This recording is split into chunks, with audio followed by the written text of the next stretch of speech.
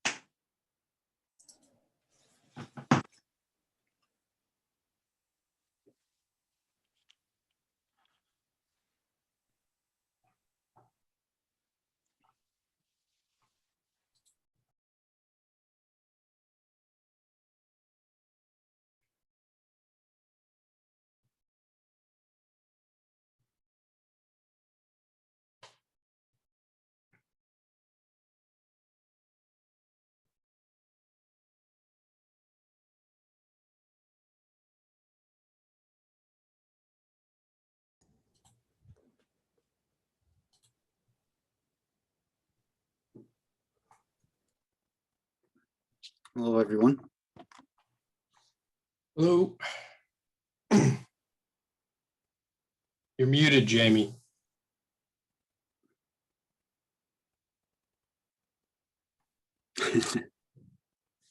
You can never tell.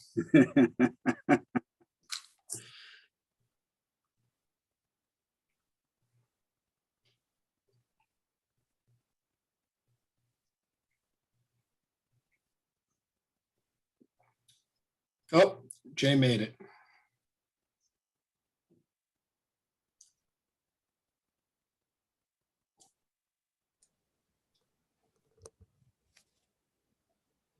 We expecting all members to attend tonight, Jay? Have you heard from anybody? I have not, Mr. Chairman, I've not heard from anyone that was not going to make it. That's good.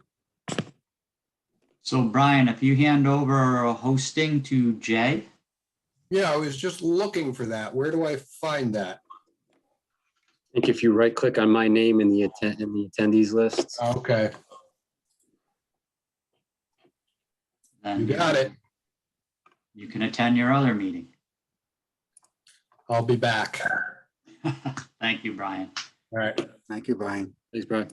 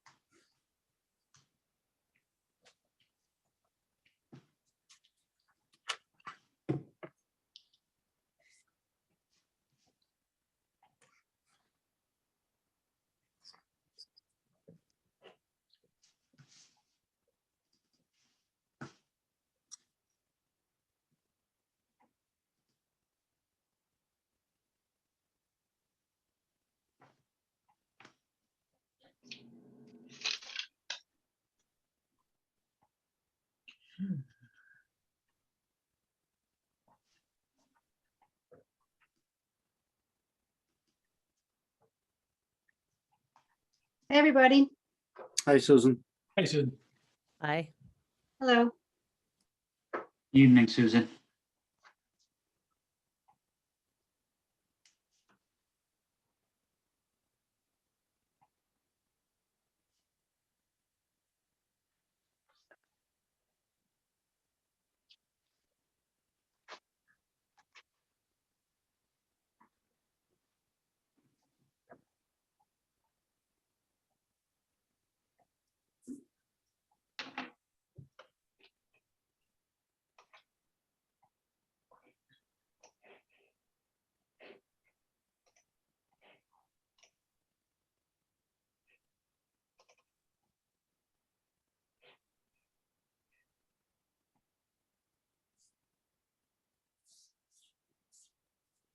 Jay, how no- did you make your background sort of muted fog-like? That's kind of cool. Is that intentional?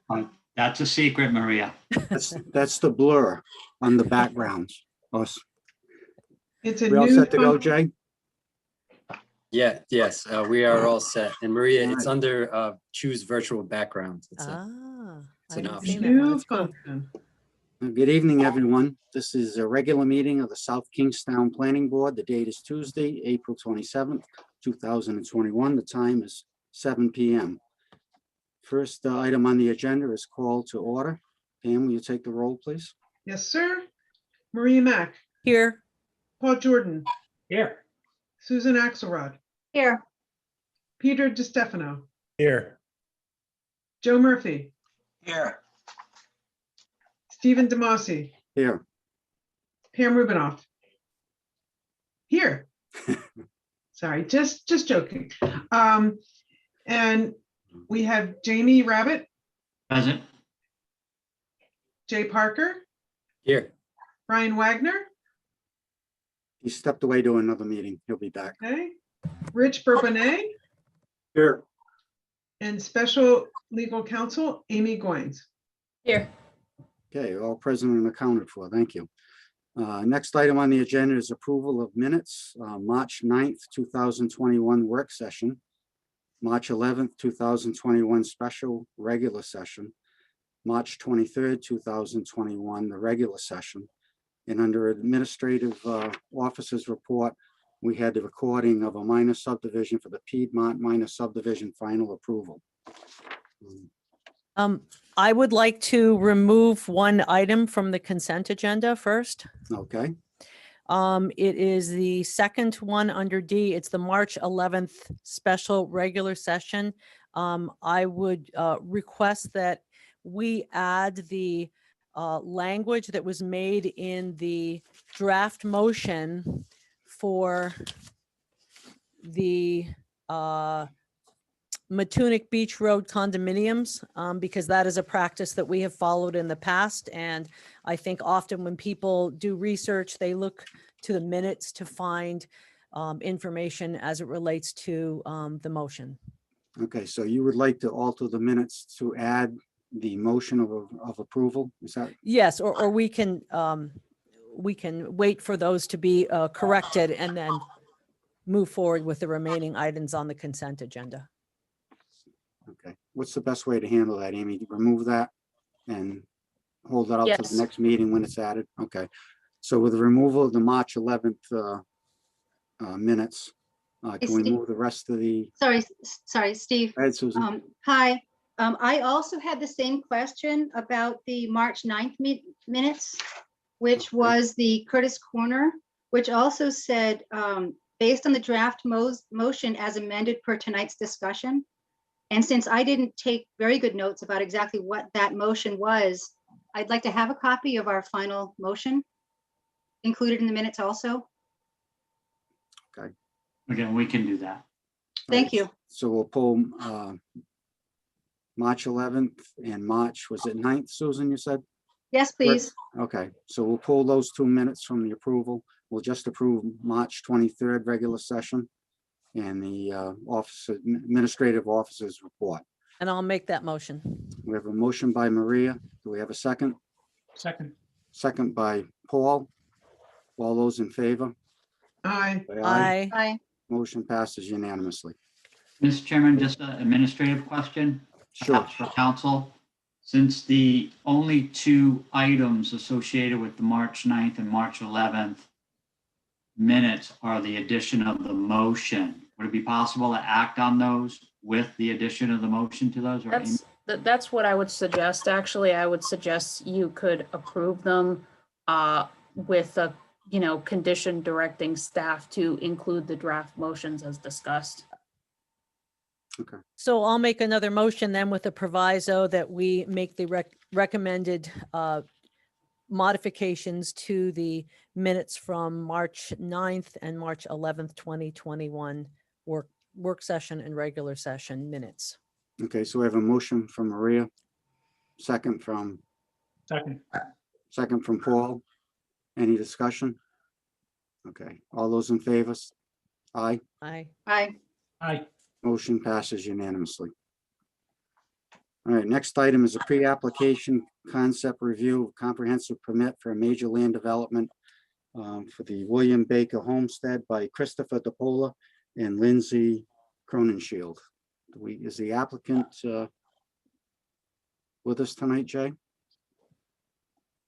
I see Lindsay's in the attendees. Yeah, this is Amy Sonder. I'm representing the applicants, and the Crown and Shield, Lindsay Crown and Shield and Krista Paula should be together on Lindsay's, I think. You Yep. might have to, there they are. We're here, but I don't know how to show our picture. Oh, Hold on a second. I will promote them to panelists and they will be able to. that's a nice picture though, Lindsay.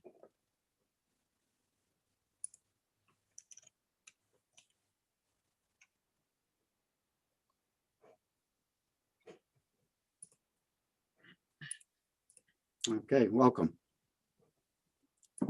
So you're here for a pre-application. You want to, Amy, did you want to run through the project for us? Sure. This property is, thank you, Jay. This property is located at the corner of High Street and Oakdale Road. Currently, there exists a structure that has duplex units in there, and that's on that lower left portion, the south westerly portion of the site right at the corner. And there's an old garage workshop area on the right northeasterly portion of the site, where I have it highlighted in that red area. To get to the point, what the owners are proposing is to take that garage and demolish it and build a new one-bedroom cottage as a rental unit on the property. In doing so, this would increase the density of the site, and we would be requesting appropriate waivers to allow this to go forward, and also applying for a comp permit to accommodate the one-bedroom unit cottage. We have reached out to Sewer and Water, and that is accessible. There is an issue potentially with the parking area, but the site right now is maintained with a parking, as I show it there, with 4 spaces. It's adequate for the property that's there, and they actually only use a couple of spaces. I do understand that with units, we need 2 spaces per unit, which would require 6 spaces. In doing so, I've kind of highlighted an area where we could accommodate 4 or 5 spaces right off the road where the curb opening already is, and 1 space to the right of the structure. But we'd really like to kind of maintain it where it is and maybe just put that 1 space and not expand on the parking. I've tried all kinds of layouts here, and it's very intrusive on the site to try and come in and tee off that parking area or narrow up the curb opening and have double loaded parking. It just doesn't seem to fit on the site appropriately, whether I move the structure or not.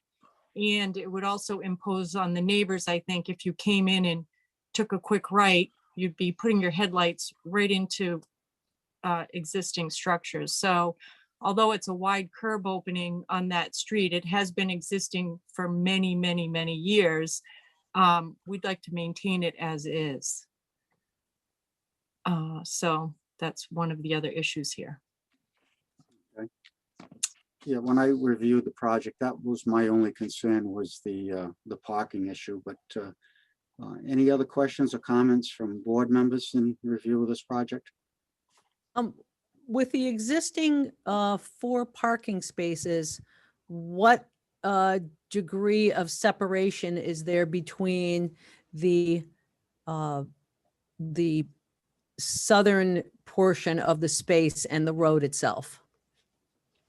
The shoulder area you're talking about? Yes. I would say you have about 9 feet there. about a Okay. half a space. When I actually was out there and today, and there's a woman that lives in the duplex now in the lower portion, and she parks actually on the shoulder, right above the word Dell there. And so you actually, I mean, it's not as defined as like High Street with the sidewalks and curving. So you could fit a full car there, actually. It's not the best scenario. Oh, thanks, Jay. I wasn't sure if you're going to be able to do it, but you can see there is a car to the left of that picture Jay just put up. So it's not the best situation, but maybe it could be cleaned up and formalized as maybe a cobble area for a parking space there. But that woman right now that lives in there, and Chris could maybe clarify this more, parks right there next to the duplex. Do you know No, if the parking is within the town right of way or? Yeah, let- that is in the let- town way, though. It would not be on our own on the private Okay. property. Can I add to that, that parking, this is Rich Berman, the town engineer, but the car that's parked against traffic there is not an allowed spot. Right. We're aware. Yeah. Yeah. Mr. Chairman? Paul? Yeah, I just have a question. You said comp permit. What would be the affordable unit here? The actual cottage, the new cottage. Oh, would be. Okay, great. Yeah, and one of the things that we did look at, and we kind of maybe want your guidance or opinion on this project, is if with the way the things are right now, I mean, the owners considered it as a rental unit, but with nothing on the market right now affordable, one of the things we did look at, I mean, which would be a whole nother ball of wax, but is to create two non-conforming lots and just to sell that as its own structure as an affordable house. So I don't know, we were just kind of threw that out at the last minute. Jay and I were talking about it, and I'm not sure which route would be more beneficial to the town and or Chris and Lindsay, but we wouldn't mind your comments on that also. Well, how would you fit your, if you did create the two lots, are you still going to be able to accommodate the parking? Right. Well, we could probably do a parking easement if we had to, but I mean, right now there's nothing out there for anybody new to come into town or young kids to buy anything. It's yeah. just ridiculous. I mean, It's- that's why it's a good idea. It's, you know. Yeah, It's worthy of consideration for sure. yeah. Mr. So Mr. Chairman, Go ahead, Jay. if I just expand on that a little bit, Amy and I did speak about this, and as the project sets up right now, it falls in line with our multi-household land development project regulations. Obviously, it's not a great fit, but it is how it would be received by our department. It does require a number of waivers. Some of those you're very familiar with, 100-foot setback roadway, foot setback separation between buildings. So that leads to a number of waivers that need to get requested in order for this application to go forward.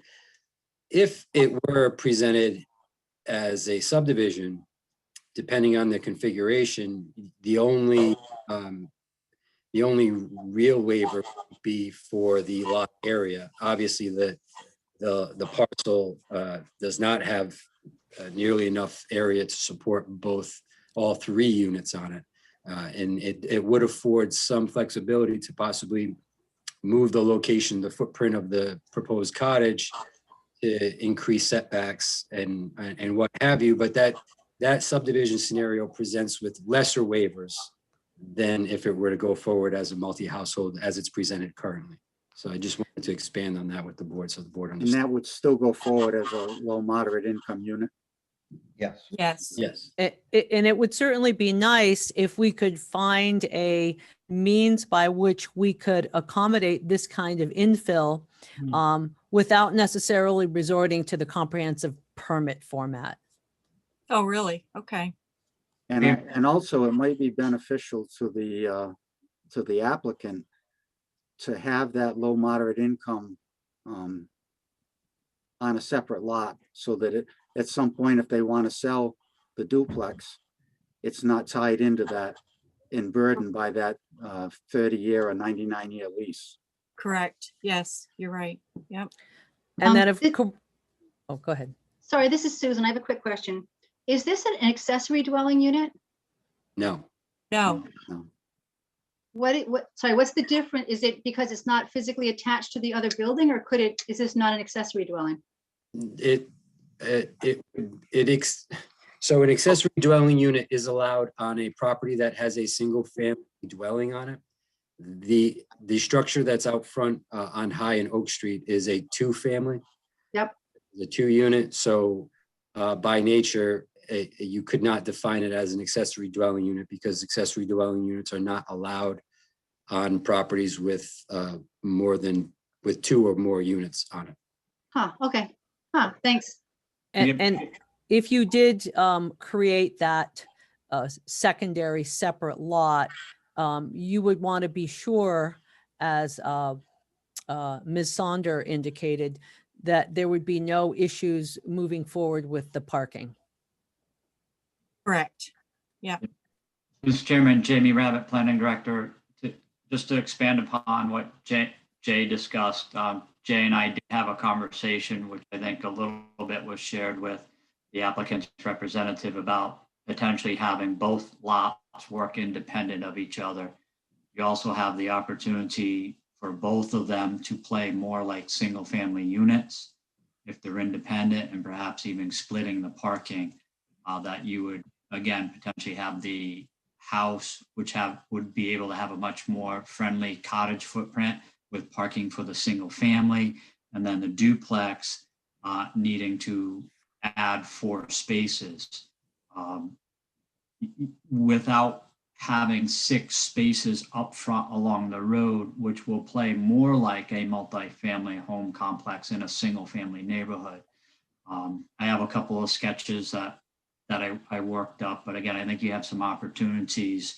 And to Jay's point, as we discussed internally, the waiver provisions, would be much more friendlier if these stood as independent lots versus cross easements and modifications to the multifamily requirements with regards to separating distances. If these stand as a single family home on an undersized lot, that's the comprehensive nature of relief that duplex potentially, other than lot size, could also stand on its own. It also gives the owner the ultimate flexibility long-term on the future disposal or operation of those 2 independent properties versus a combined piece. Yeah, that's great. And, now that you say that, I wonder, we could possibly potentially access off of High Street over there also, I think. I mean, be a bit of a curb cut. Can I add to that? This is Yeah, Chris. Chris, we're talking about your property. You I might know. as well- So right where Just the identify yourself, please, for the record. This is Chris DePaola, the applicant. Right where the word high is, there used to be a curb cut right there onto the property, but I planted all those evergreens.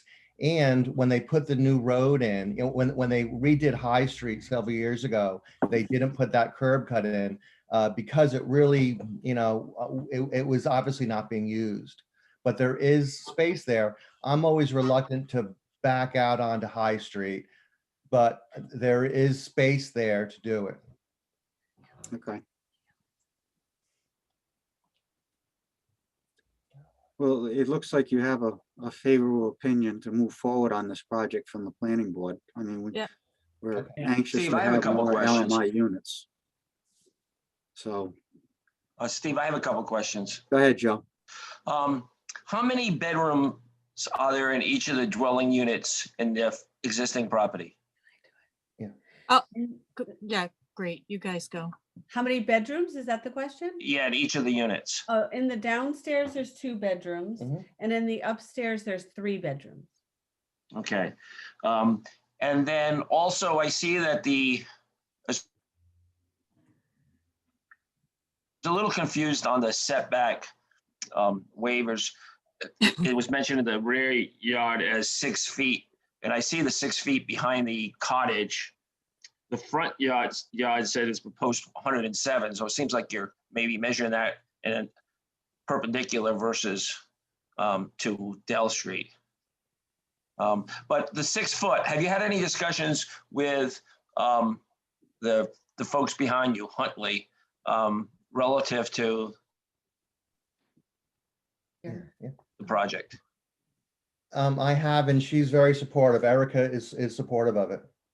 And she's aware of the dimensions, the 6 feet. Does she have any concerns as far as either vegetation or no windows on that part of the structure, or she hasn't expressed anything like that? Have not talked with her about that. I've planted all that. I've planted vegetation there, and that's the north side of the property. And I was not planning on putting any windows there. In that particular area, as you can see too, there's also a garage right behind there. I almost think it's a 2-story garage right It there. is. So it's limited, and that's as close as the structure is currently, just for your information. Okay. We started this project 10 years ago. Amy and I had discussions with Dennis Vinatero, and back then we were planning on keeping the existing garage and renovating it. But since then, the idea it's just too difficult with today's building codes and energy.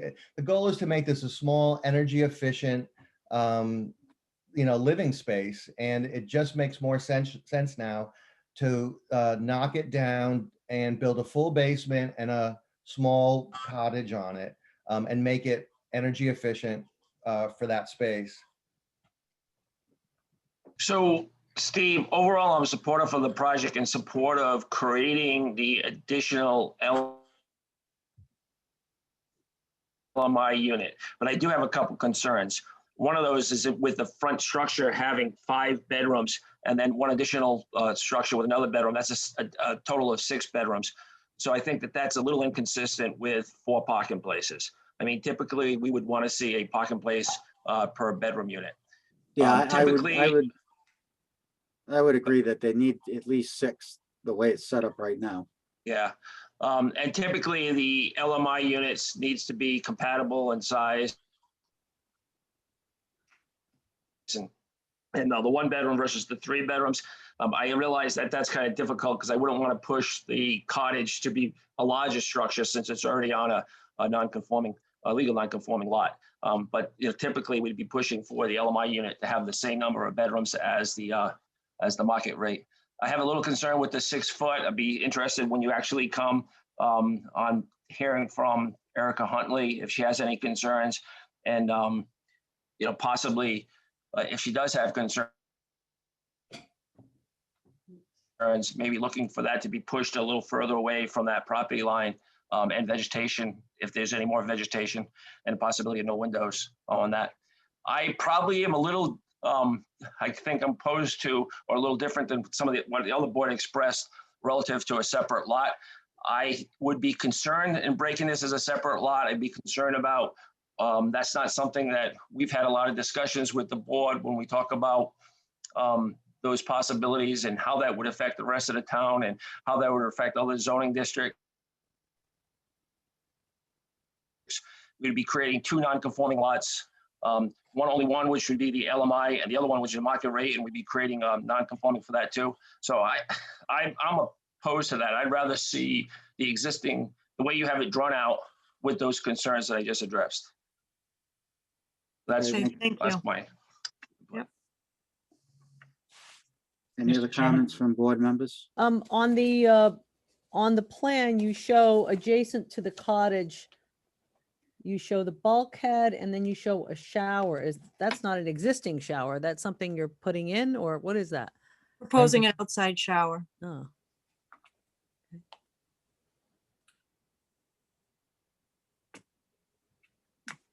Mr. Chairman, this is Paul Jordan. Yes, Paul. I'm looking at this thinking, I hope that we can find a way to make this sort of thing a reality. I realize it does butt up against some other, a different way of thinking, but, to my mind, doesn't really change the streetscape at all. I mean, it improves it, but I think it's this sort of, this just fits into Peacedale in my mind, to take a garage and go to a 1-bedroom cottage like this. It gives us an affordable unit. It's nice infill. It serves a lot of purposes, and I think it's going to look good. I'd love to see more of this, even if it means finding more ways to bend the rules. Yeah, I I agree. agree. Pam? Yeah. Yeah, I know this area well because I walk dogs in the neighborhood and with my sister and such, and we always pick up after ourselves. But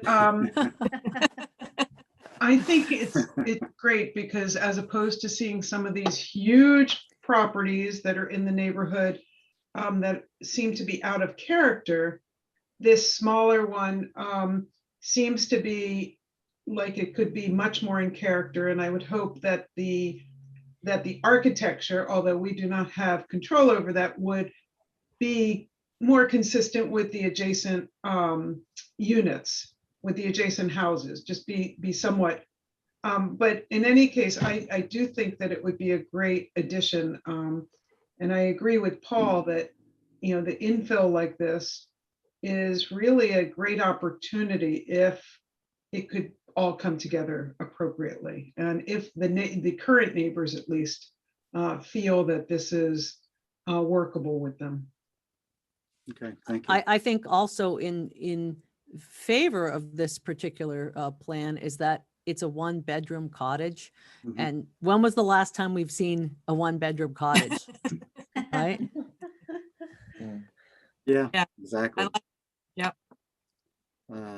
I don't know if there's anyone in the audience that would care to comment on this project.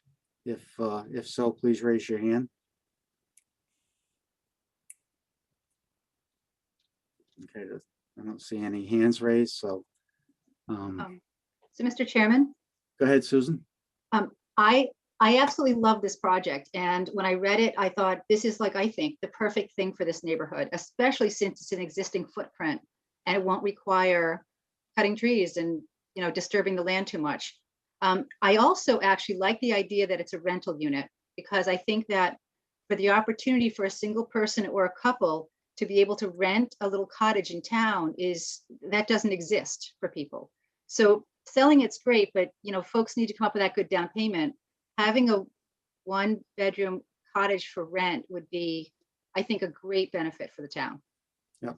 I'm a little concerned about any precedent. I think it was Joe that had said something, you know, I think I just want to make sure that we're not, by permitting this much development on this little lot, we're not opening some can of worms we're going to regret later with a precedent being set here. So I think would hope that staff could explain if if we're going to jump onto a slippery slope by doing this with this development. But otherwise, I think this project it's fabulous. I drove by, I thought it's the perfect little thing for this neighborhood. So I'm really excited about this. Thank you. Amy, would you like to comment on Susan's question? Yeah, legally, there's no expectation, there's no such thing as a precedent being set because each property and each development proposal is unique and the board evaluates it on its own merits. That being said, developers do talk, and I would say if there was a proposal, if this proposal as presented were approved and then another proposal like it were presented, the board would have to explain why it would choose to deny the subsequent proposal. So it wouldn't be setting a precedent in any way because the board evaluates each application on its own merits and makes specific findings of fact for each property. Does that mean that if we approve this, we should put something in the findings of fact about why we like this project so that would be easier?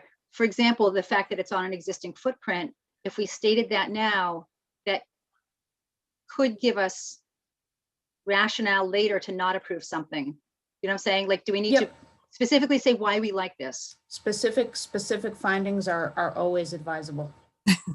And again, I think just the fact that it's an LMI speaks of itself, that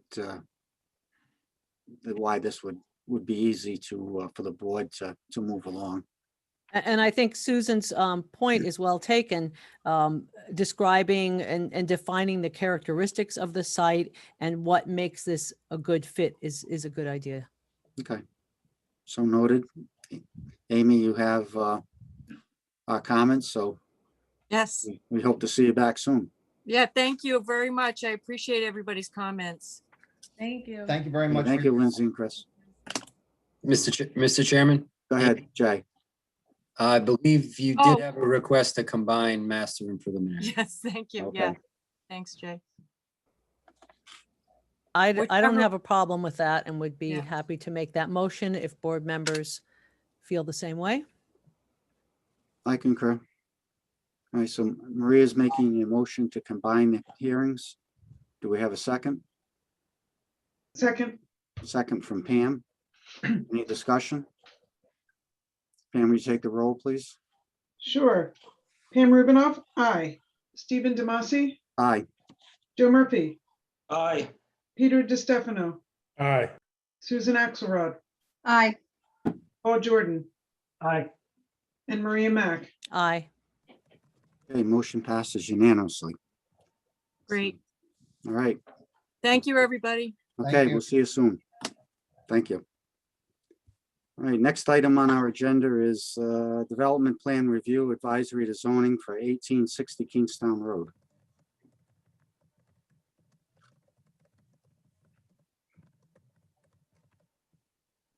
One second, Mr. Chairman, while I bring them in.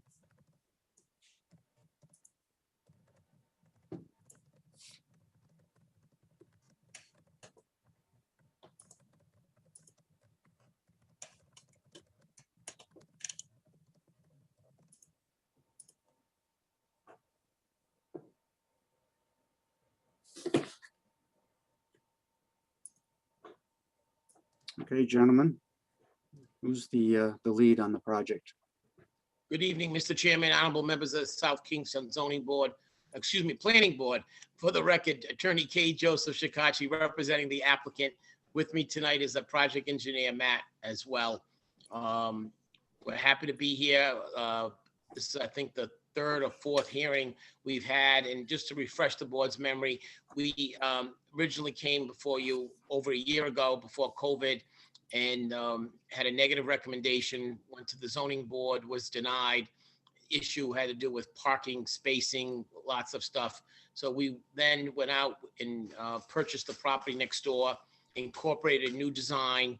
We've come back, we've heard the comments that the board has made regarding parking, regarding lighting, signage, regarding a certain amount of driveway print that they wanted, turning radiuses. We've accommodated that, landscaping, etc. And I think the last hearing, the board generally was okay with the proposal, and they wanted to have a draft letter for review, which I believe is before you tonight. I will tell you that my client, the engineer, myself had an opportunity to review the draft letter, and we have no objections to it at all. We're fine with the conditions that are recommended by staff to the board. Okay, thank you. I'd be happy to answer any questions, but I think we've been before the board and they know the proposal. It really hasn't changed at all since you've seen it, other than the improvements requested by the board. Okay. And the engineer can share his screen to put the site plan up and some of the details if the board wants. Were there any comments from staff regarding this? Mr. Chairman, you did receive some correspondence during the month from Jamie Murdoch, which was, we did forward that to the planning board members. I don't know if the planning board members have any comment or council would like to weigh in on the issues between the development plan review, referral to the zoning board, and the interrelationship between zoning regulations and the comprehensive community plan, which the one in effect right now is the 2014 plan. Okay, all right. Mr. Jamie, Chairman, just for the record, this was distributed to all the planning board members, Jamie's presentation.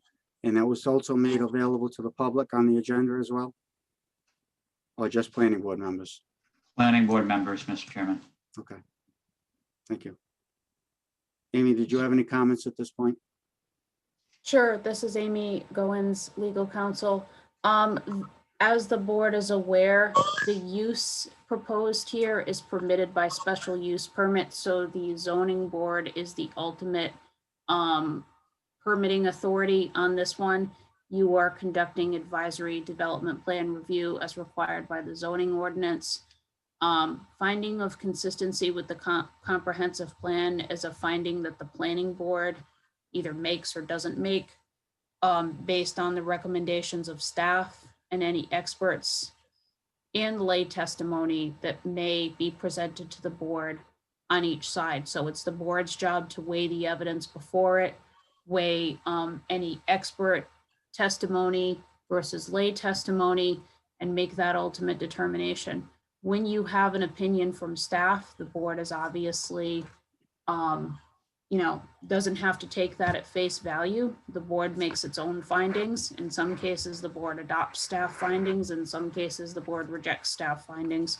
So the board can inquire of staff to further explain their findings. It can make whatever inquiries it needs to of any experts or citizens who testify before it. The comprehensive plan, as you know, sets forth general goals and policies. The zoning ordinance must be amended and has been amended in accordance with state law to effectuate the goals and policies of the comprehensive plan. So at this point, you're simply weighing the evidence before you and making a recommendation to the zoning board on the special use permit, which includes a finding of consistency with a finding of consistency with the comprehensive plan. So you're entitled to make that finding based on the evidence before you as you see fit. Okay, thank you. Paul. Amy, as a new planning board member, I've read through all this material from Mr. Murdoch, and I appreciate the amount of work he's put into it. I think the thing that we're hanging on here, he references Rhode Island general law and the sort of idea that there's a strict interpretation where it says that all development shall comply with the comprehensive plan.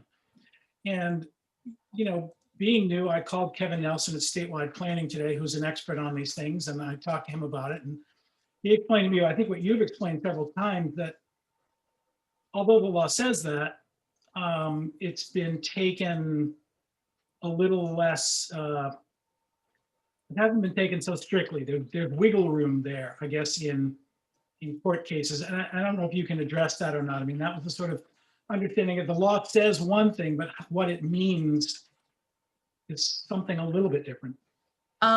The comprehensive plan is a statement that has broad goals and policies.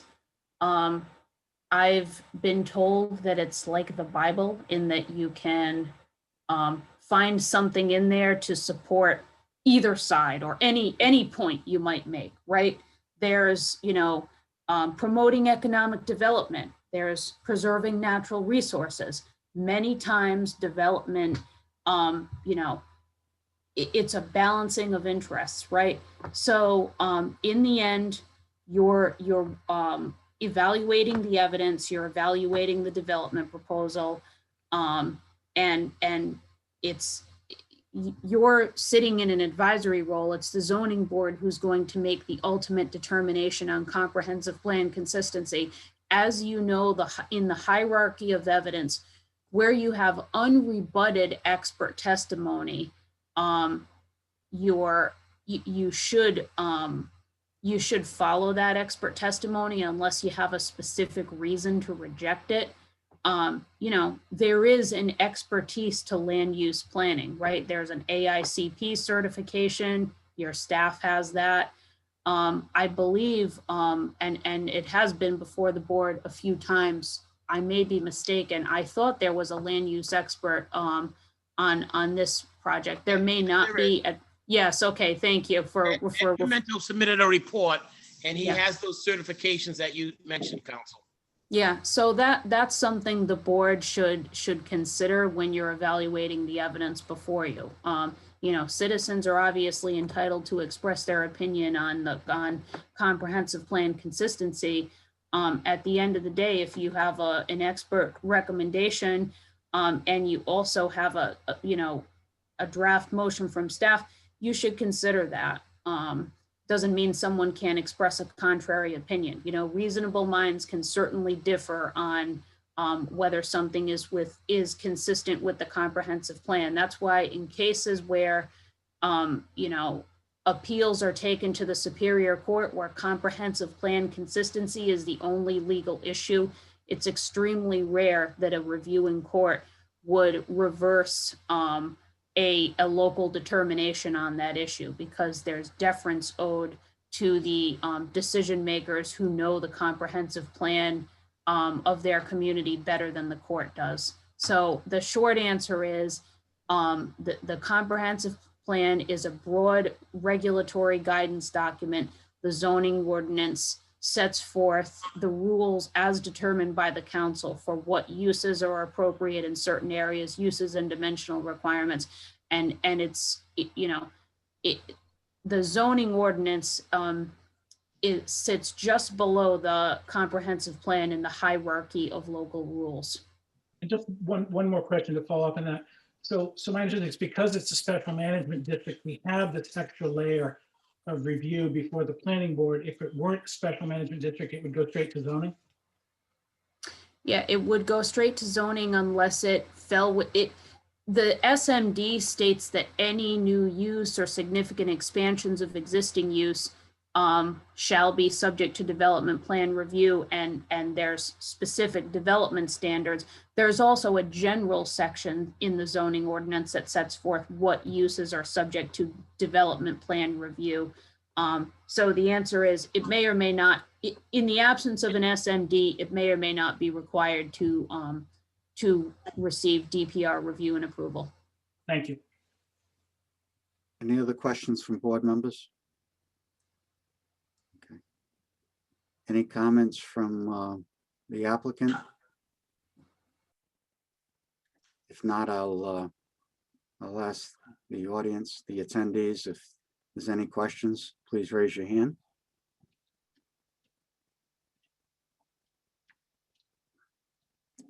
Jay, looks like Jamie Murdoch has his hand raised. Go ahead, Jamie. Hello, everybody. Just please identify yourself. I'm James Murdoch. I live on Greenwood Drive within the Special Management District in South Kingstown. I totally understand the role of the comprehensive plan and in guiding future zoning decisions. That's well documented. What's different about this is it's a special use permit, and right in our zoning code, section 907C says the granting of the special use permit will not impair the intent or purpose of the comprehensive plan of the town. So comp plan has a different role when it's a special use permit. And you guys keep schooling me on, oh, the comp plan just guides zoning, and zoning is what actually applies. But the special use permit in zoning says intent or purpose of the comp plan. So the comp plan is more than just guidance for a future zone in this particular case, because it says so. And I have opinion. It's not opinion. I'm just saying, well, comp plan says this. What's your answer to that? And if you guys were answering the specific points of the two different documents specifically, like point by point, and telling me that, no, those words don't say that, or must doesn't mean must, or connection to neighborhood doesn't really mean a connection neighborhood. I mean, if you addressed point by point what's going on there, then you would be responsive to the comp plan, and you could show how the comprehensive plan and the things that I just cut and pasted, it's not my opinion, it's what it says. The things that I cut and paste and put there don't mean what they seem to say, or you can explain to me how I misapplied it or something, but I'm not getting that. I'm not getting point by point replies. I just talk. And then at the end, there's a few comments, it's continued, and we move on. And that's unresponsive, because you should be able to say point by point whether it's complies with the comp plan or not. I mean, that's what you're supposed to put in this decision. It says in your draft, does it comply or not? And that's all I'm saying is, does it comply or not? And if you say complies, when all of these things can't be answered, then you don't have a basis to say that it complies. And that's what I'm getting at. And I've always been getting at. It's not about Dollar General. It could be any store. It's about what the comp plan says and has said since 1991.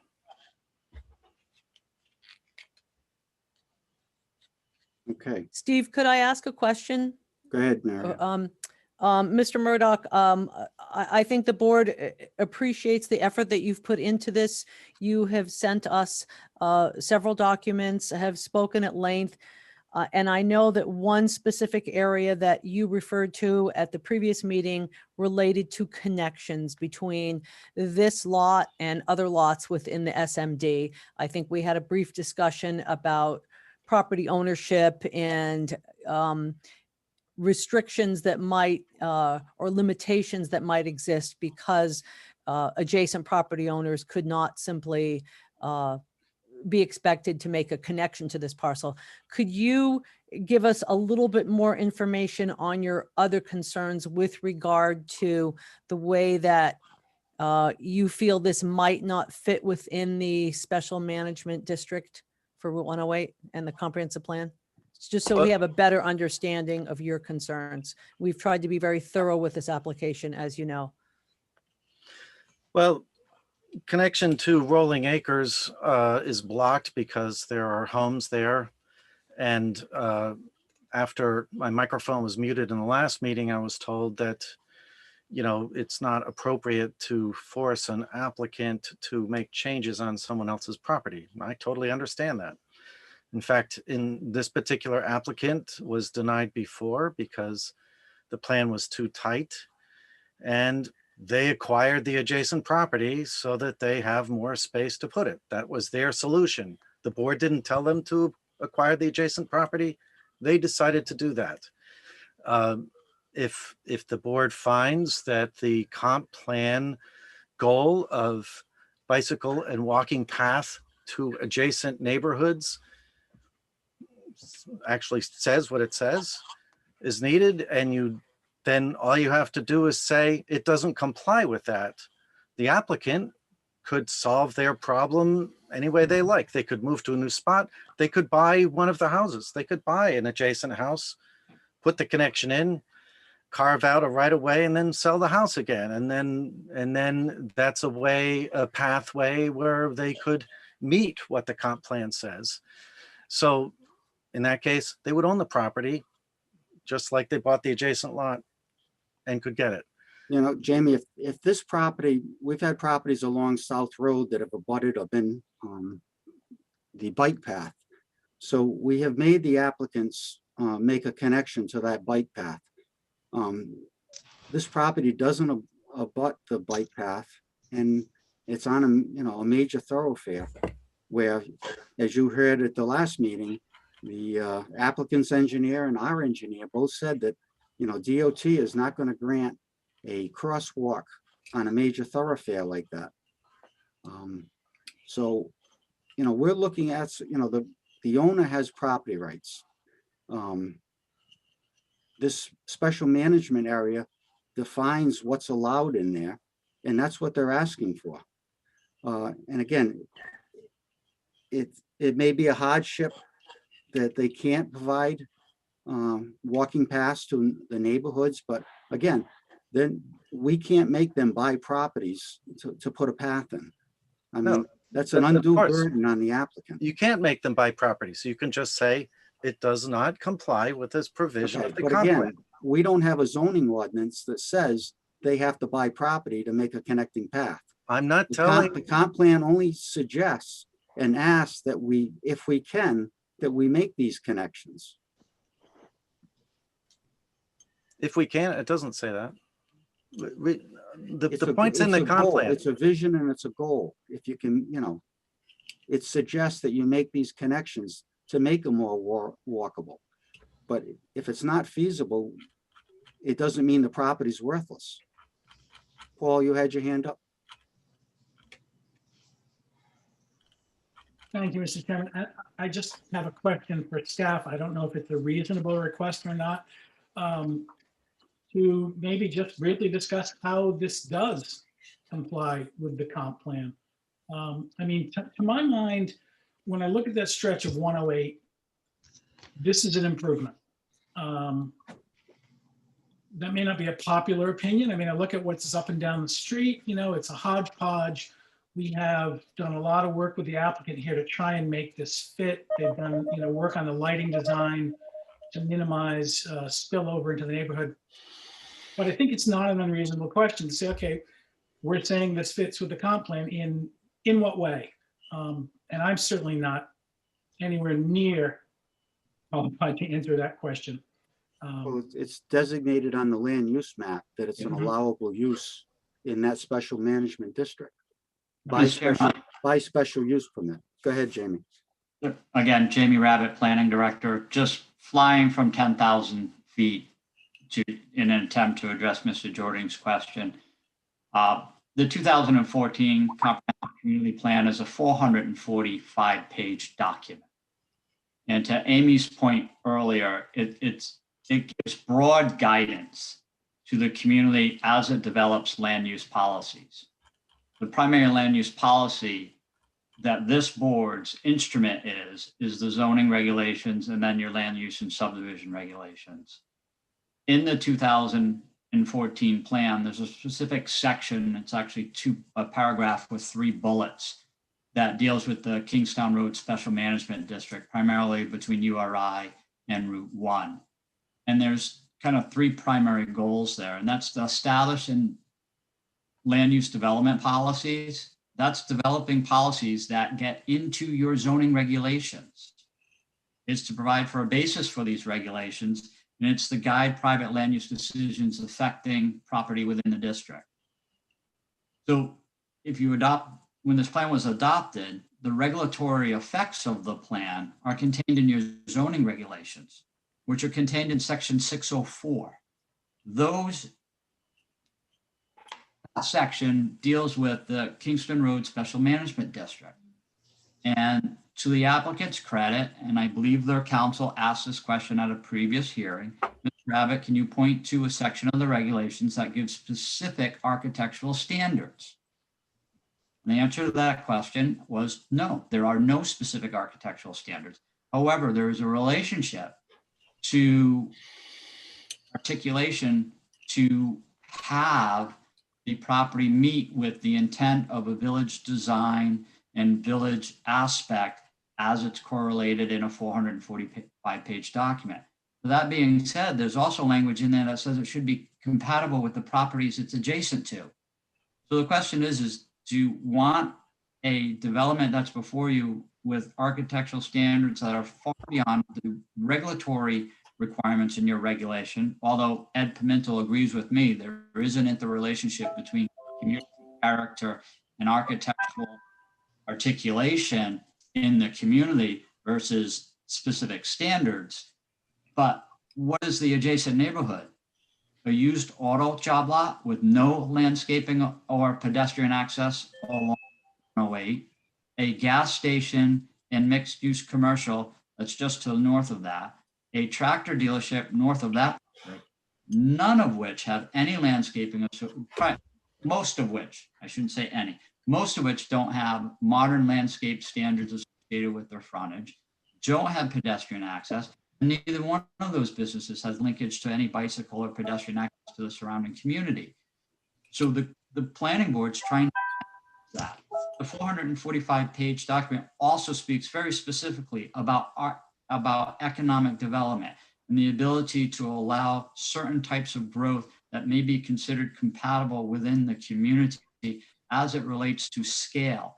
The specific standards in that section 604 really just deal with bulk. Your building has to be below 7,500 square feet. You need to meet a landscape code standard. They exceed the town's landscape code standard. Every aspect with regards to architectural detail you've asked them to modify, the applicant has modified that. So there are general consistencies with the comprehensive plan as it relates to a 445-page document that gives general guidance to the zoning code. And the zoning code only speaks specifically, in essence, to bulk and density regulations. And it also relates to section 102, and which is the land use code, section 54, which allows this by special use permit, which is the jurisdiction under the zoning board, which triggers the design plan review and recommendation by this board to zoning. So again, I'm flying at 10,000 square feet, but I'm sure any individual who may not be 100% sold on the aspects of a particular development can go to sentences or words or even paragraphs within a 445-page and point out inconsistency. But staff's role in guiding you is to look at the document in its entirety, what direction it gives to the regulatory aspect of the zoning code and applying the zoning code as it impacts the particular development in front of you. And that's how we concluded with our opinion that is consistent with the general statements and requirements contained within the comprehensive community plan from 2014. Thank you, Jane. Those aspects are carried forward in the draft 2021 plan. The 2021, just as it's a 2021 plan recommends everything is village appropriate and design standards are developed. To move to the regulatory side, it's the role of the planning board to work on design standards and architectural standards so that you can articulate that goal and objective contained within the plan. Thank you, Can I James. interrupt here just for 1 minute? And I appreciate the debate. I'm trying to reserve my comments because I know the board is and the staff's doing a great job, but there was a specific independent report prepared by Ed Pimento, a well-known, respected expert who works for the city of East Providence and appears before many zoning and planning boards as a land use expert. He has the designations and the certifications, and he gave one, and I appreciate and agree with everything your planner just said at that level, but Ed gave one on a very specific on-the-ground level of why this proposal is consistent with the comprehensive plan. I'm sorry, wasn't me. But he gave one that was very specific, and that should be part of the record. And I hope that answers questions for the board or this gentleman who has questions with the consistency.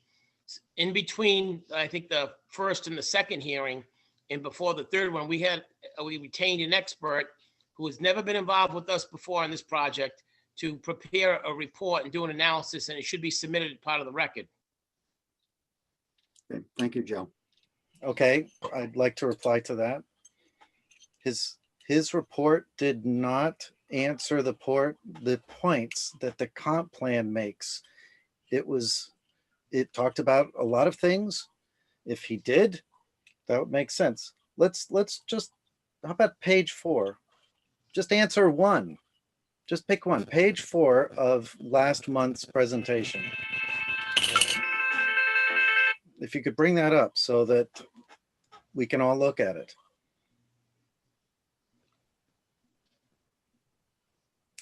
I don't, if you're asking me, I don't have No, that. not you, Joe. The planning department has it. It was submitted. Well, if you have the question in front of you, Jamie, why don't you just read your question? Okay. Policy 2.2. The town will continue to require landowners, builders, and developers to address the cumulative impacts of the use or proposed use of their properties on the community. Each must pay his or her fair share of the community impact of the proposed use.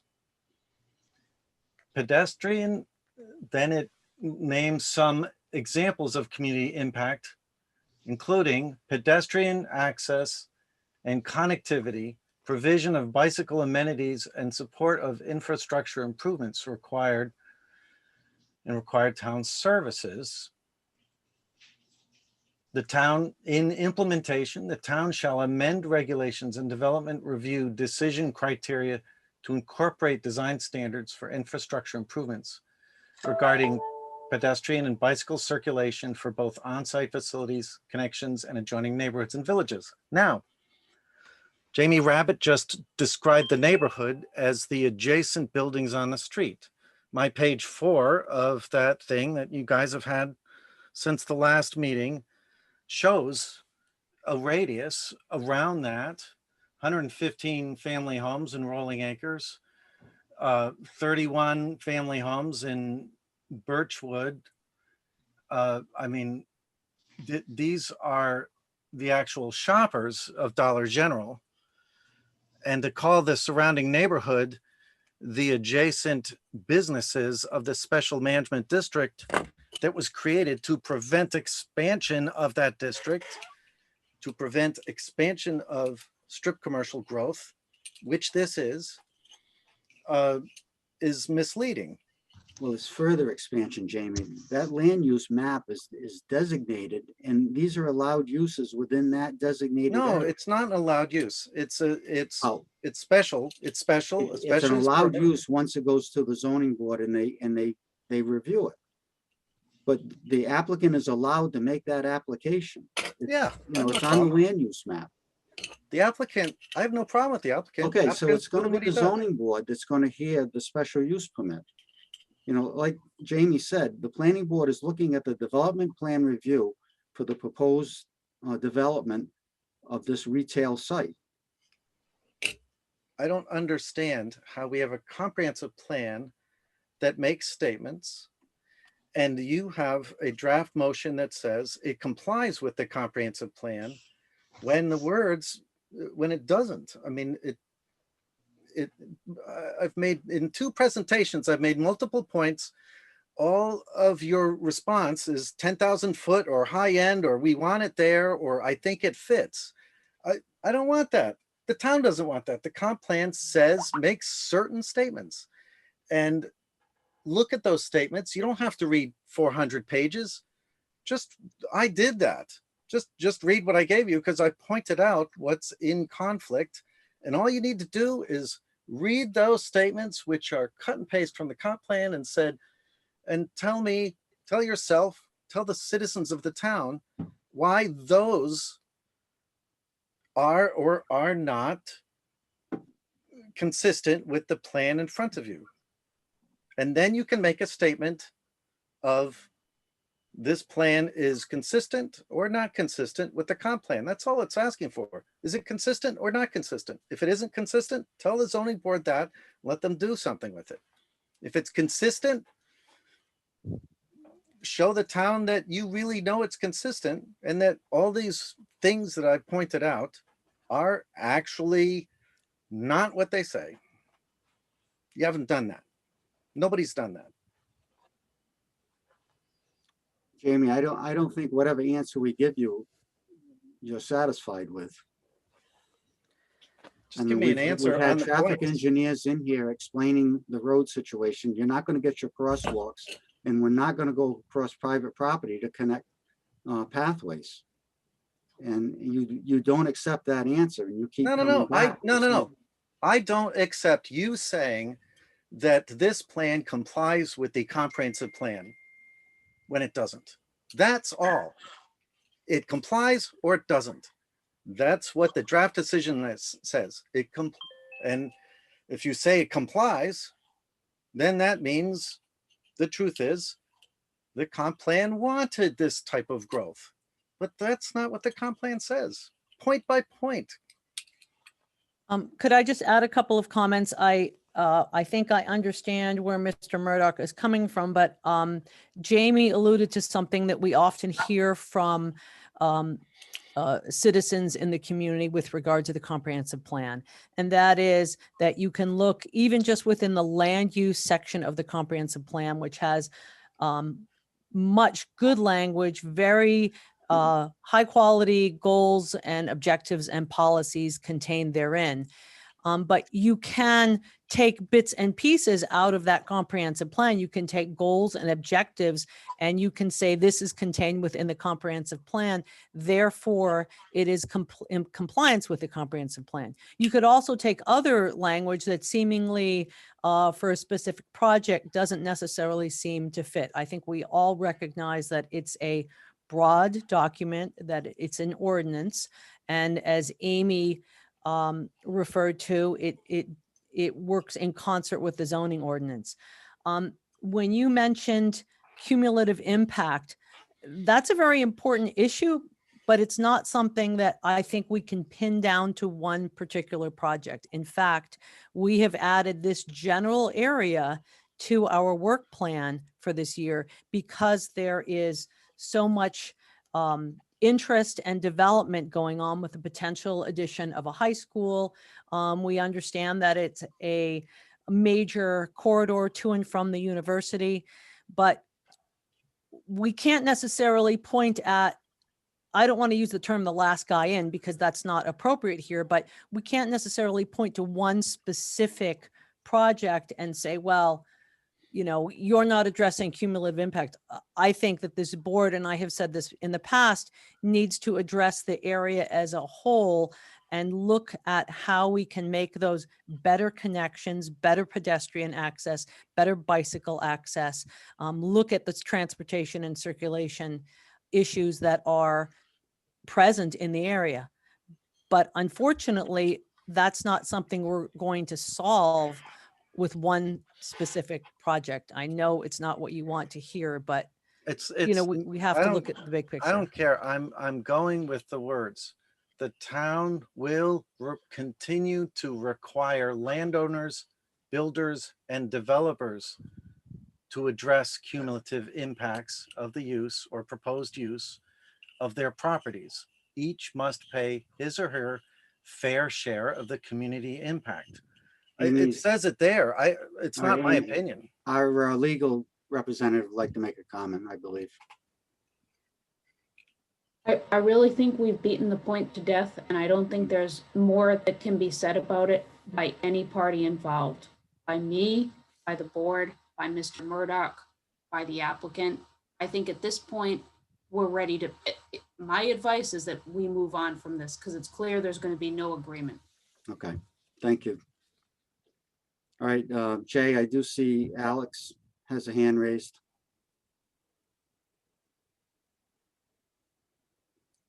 Alex, you're muted. Please come on and identify yourself.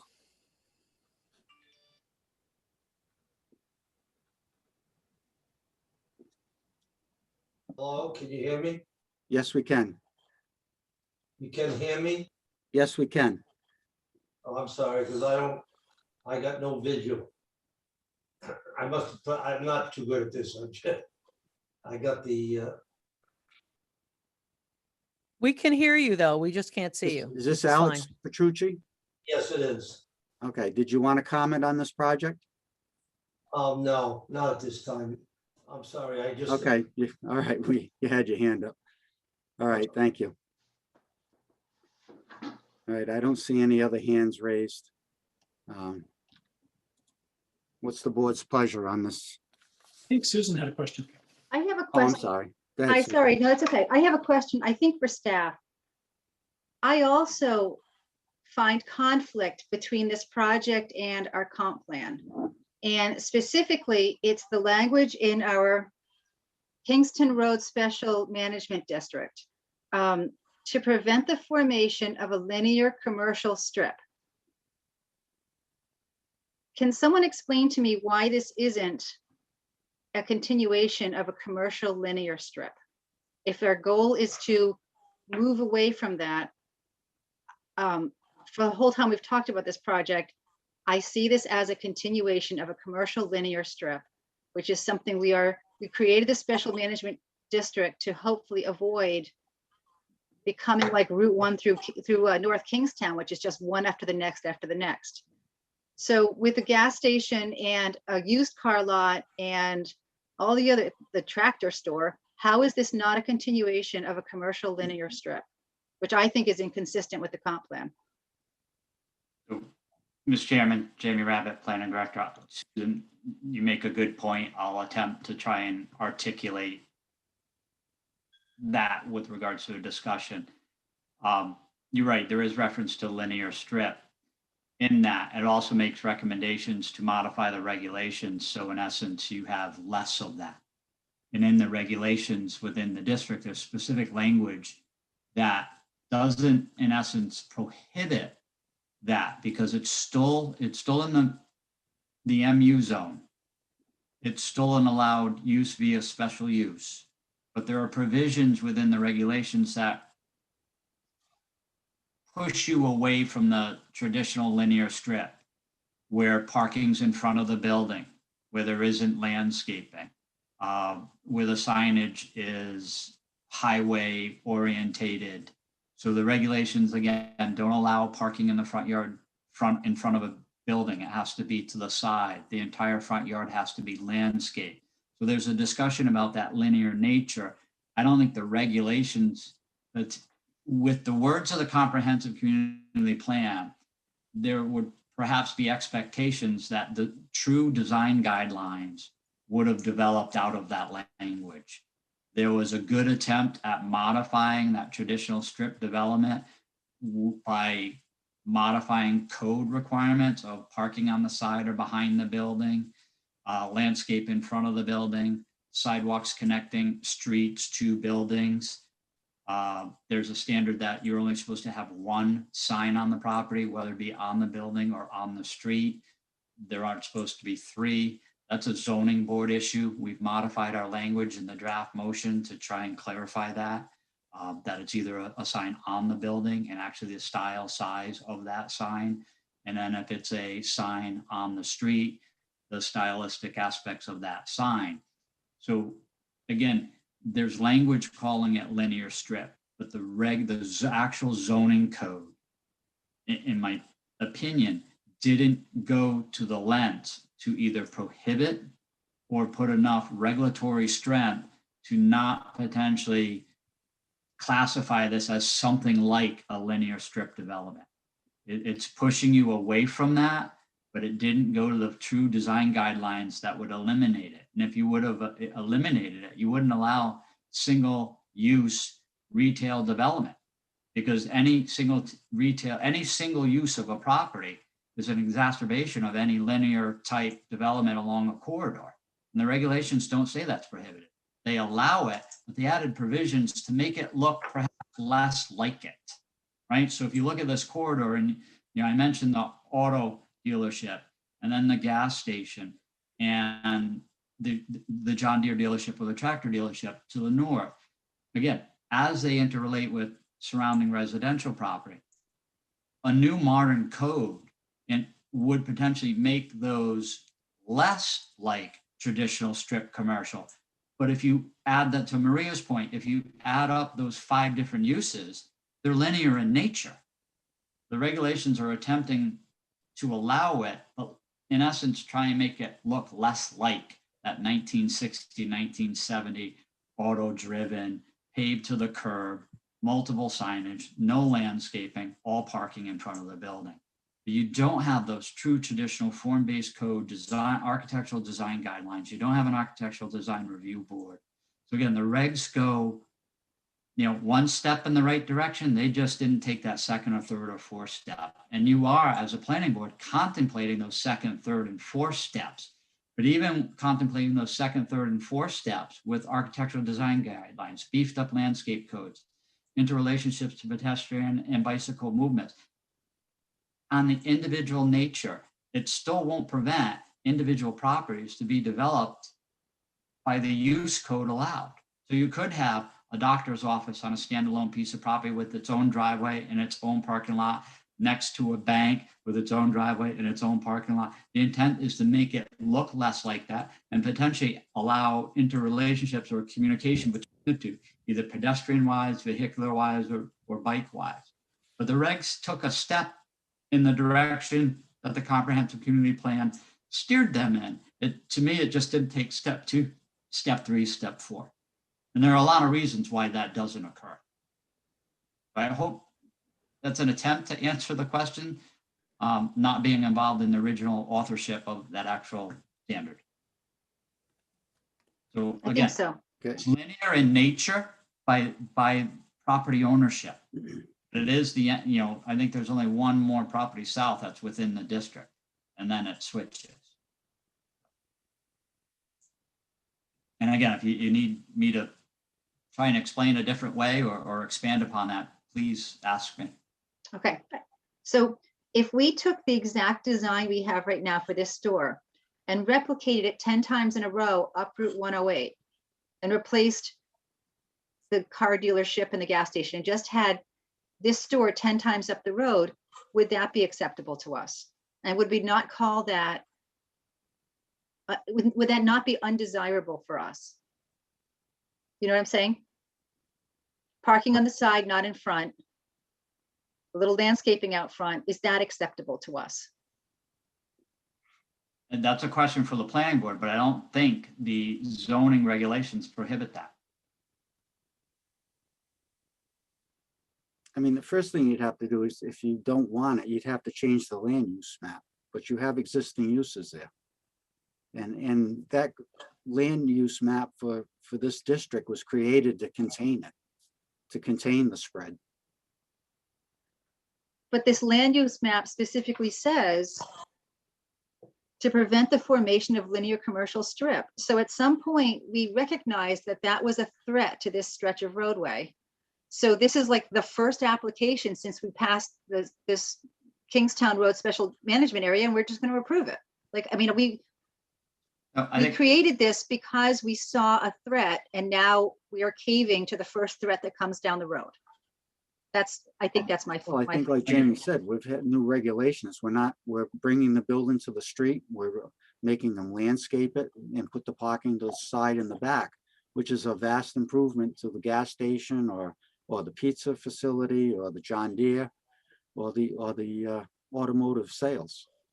Mr. Chairman, to your point, and Susan, in response to your comments, and again, I'm not disagreeing with you at all. It's the nature. In the comprehensive community plan, it talks about this corridor as between URI and Route 1.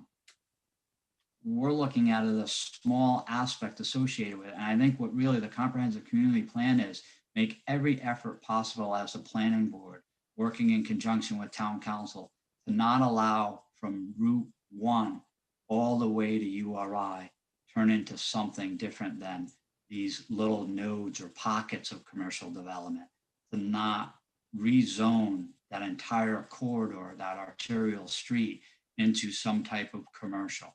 You have nodes of commercial, and then there's some residential. But the comprehensive community plan talks about this much larger linear district that is miles long, not thousands of feet long, but miles long, all the way from URI to Route 1. So again, I think the regulations, when they were revised, took one step towards consistently with the comprehensive community plan, and the planning board. We've talked about it on multiple meetings and work sessions about taking the next 2 or maybe even 3 steps, depending on how palatable that is within the community. But as a planner, I'm looking at the entire corridor. This is one component of the corridor. If someone came in with a zone change to take from the police department down to the bike path and rezone it commercial, planning staff would come out and say that's absolutely potentially inconsistent with the comprehensive community plan that talks about the linear nature and expansion and commercialization of this corridor. This is one component within the corridor.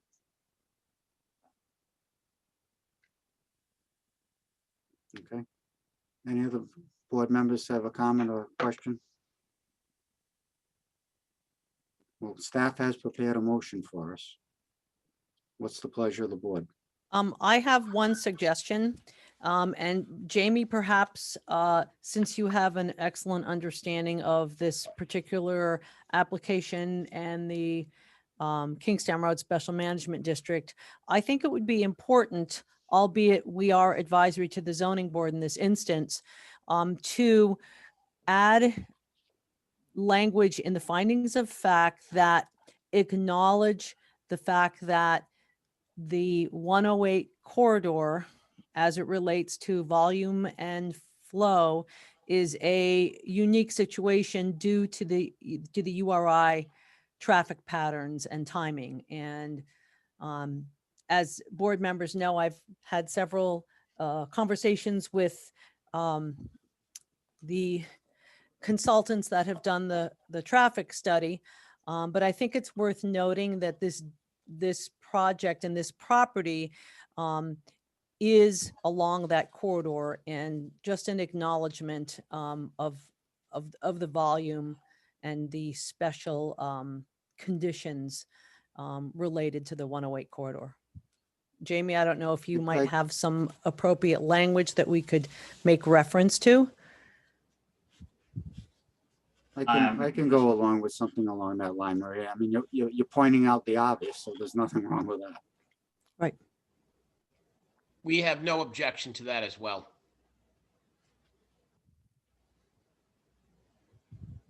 Just bear with me. All right, while he's looking to at that, were there any other questions based on the conditions of approval that the staff have prepared for us?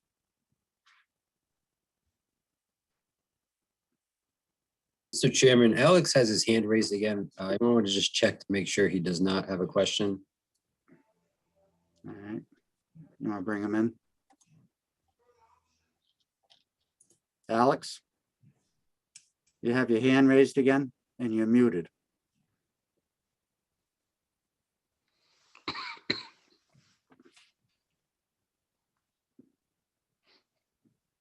You just put your hand up again, Alex. We almost had it. It went down and then it went back up. All right. It's down. We'll call you when we're ready for you.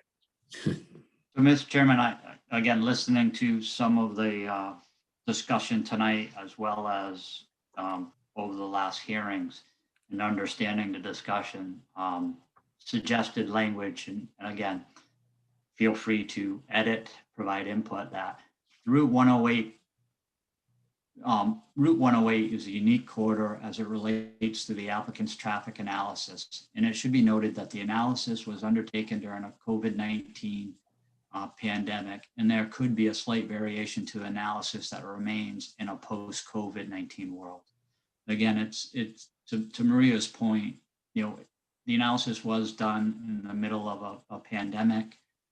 We don't really know what the post-COVID-19 world is going to be with regards to relationships to commuting patterns, university access, as well as just the development in the future, and changes to retail even. But I think it does warrant perhaps that recognition. Okay. Maria, you okay with that statement? Yes, I would just add the word to the university. He said Route 108 is a unique corridor, and I would just add that connects to the university. Okay. Other board members okay with that? All right. So back to the conditions of approval. Everybody's looked at those. Any comments or questions on the conditions of approval that have been presented by the staff?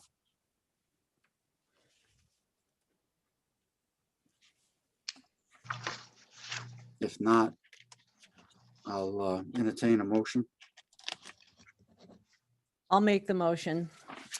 The South Kingstown Planning Board hereby grants advisory development plan approval and makes a favorable recommendation to the Zoning Board of Review for the project located at 1860 Kingstown Road, a proposed 7,500 square foot building for retail use with associated site improvements on Assessor's Plat 40-1, Lot 125 and 126, located at 1860 Kingstown Road, Garrett Homes LLC applicant, South Shore Mental Health Gateway Healthcare, Inc., and Alternative Living Concept, CO Gateway Healthcare owner.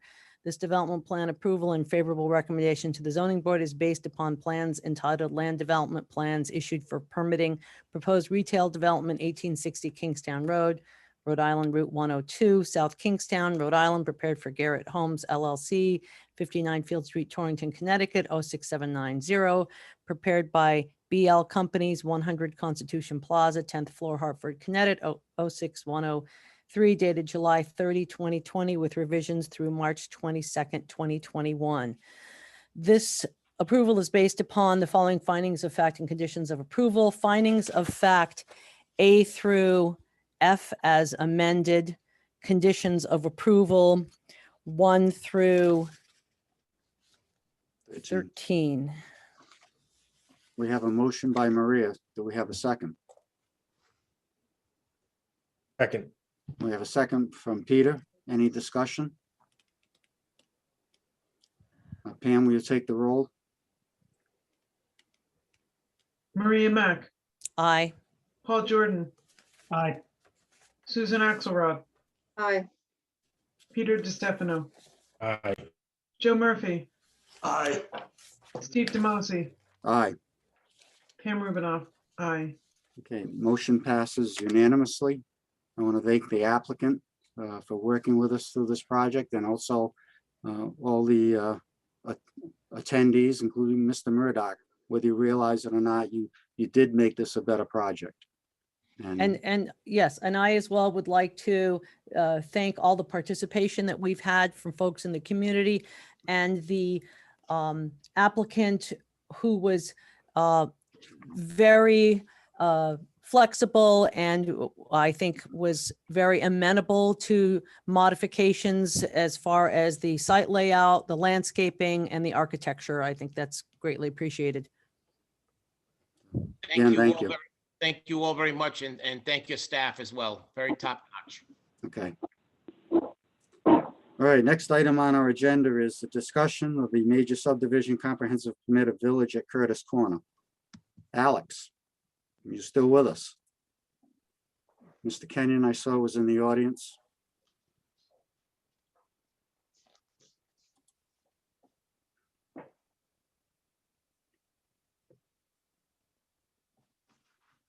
Alex, you want to unmute yourself?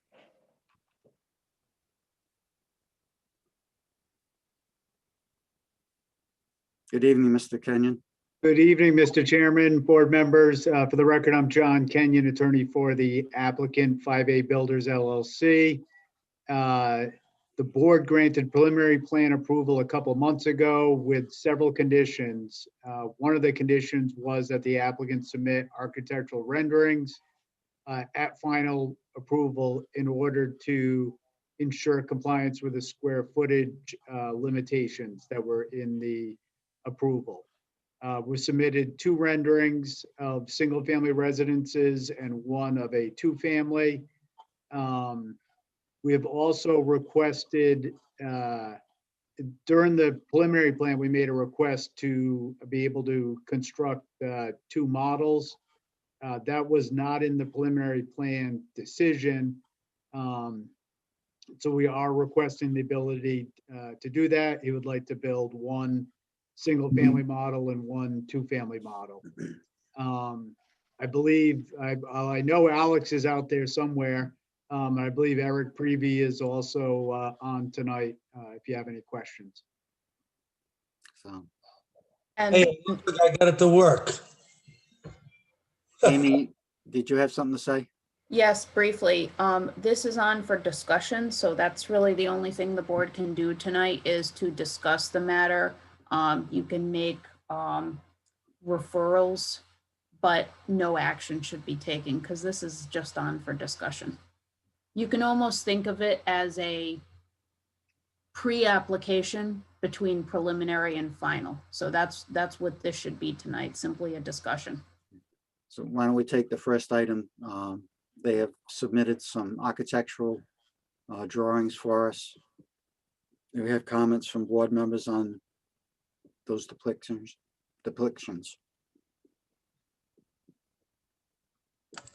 Can we see them on the screen? Yeah, Jay, can you bring those up, please?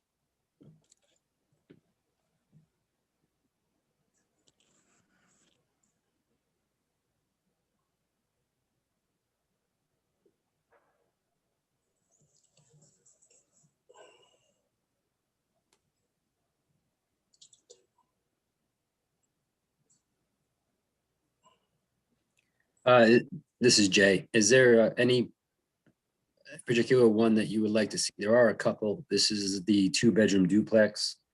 This is a 3-bedroom, 2-story.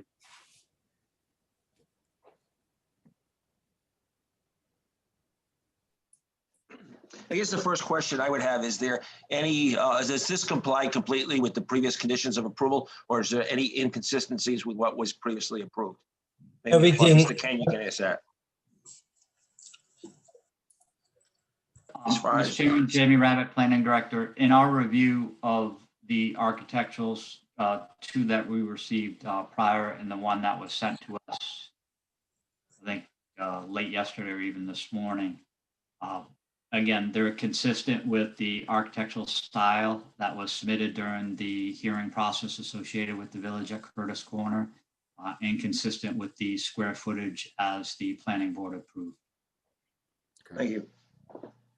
I think it gives more detail to answer a few of the board members' questions with regard to, the side load of the duplex and how that would work. And again, the accompanying floor plans show how that will be accomplished.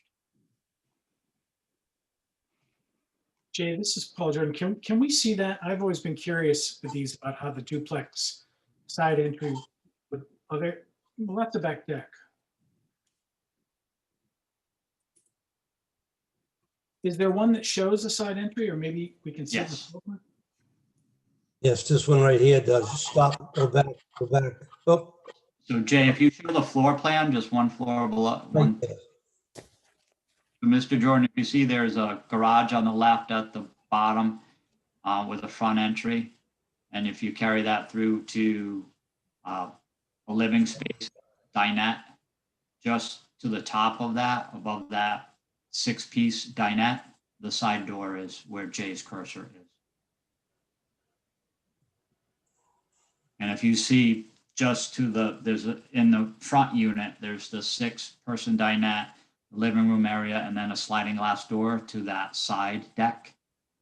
And then the back unit has a rear deck. Again, one front entry loaded for one duplex and side loaded for the second duplex.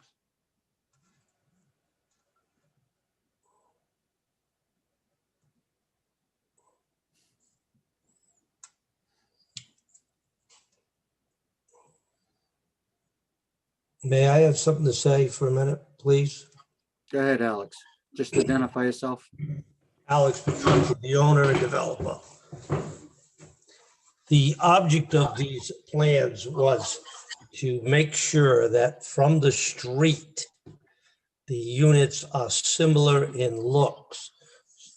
So I accomplished that by, obviously, if you look at the front elevation, you can see that the single families, 2 and 3 bedrooms in the duplex are very similar in design as far as roof lines, peaks, garage doors, single and double garage doors. The siding on the units will change a little bit, obviously. Some will be a different pastel colors.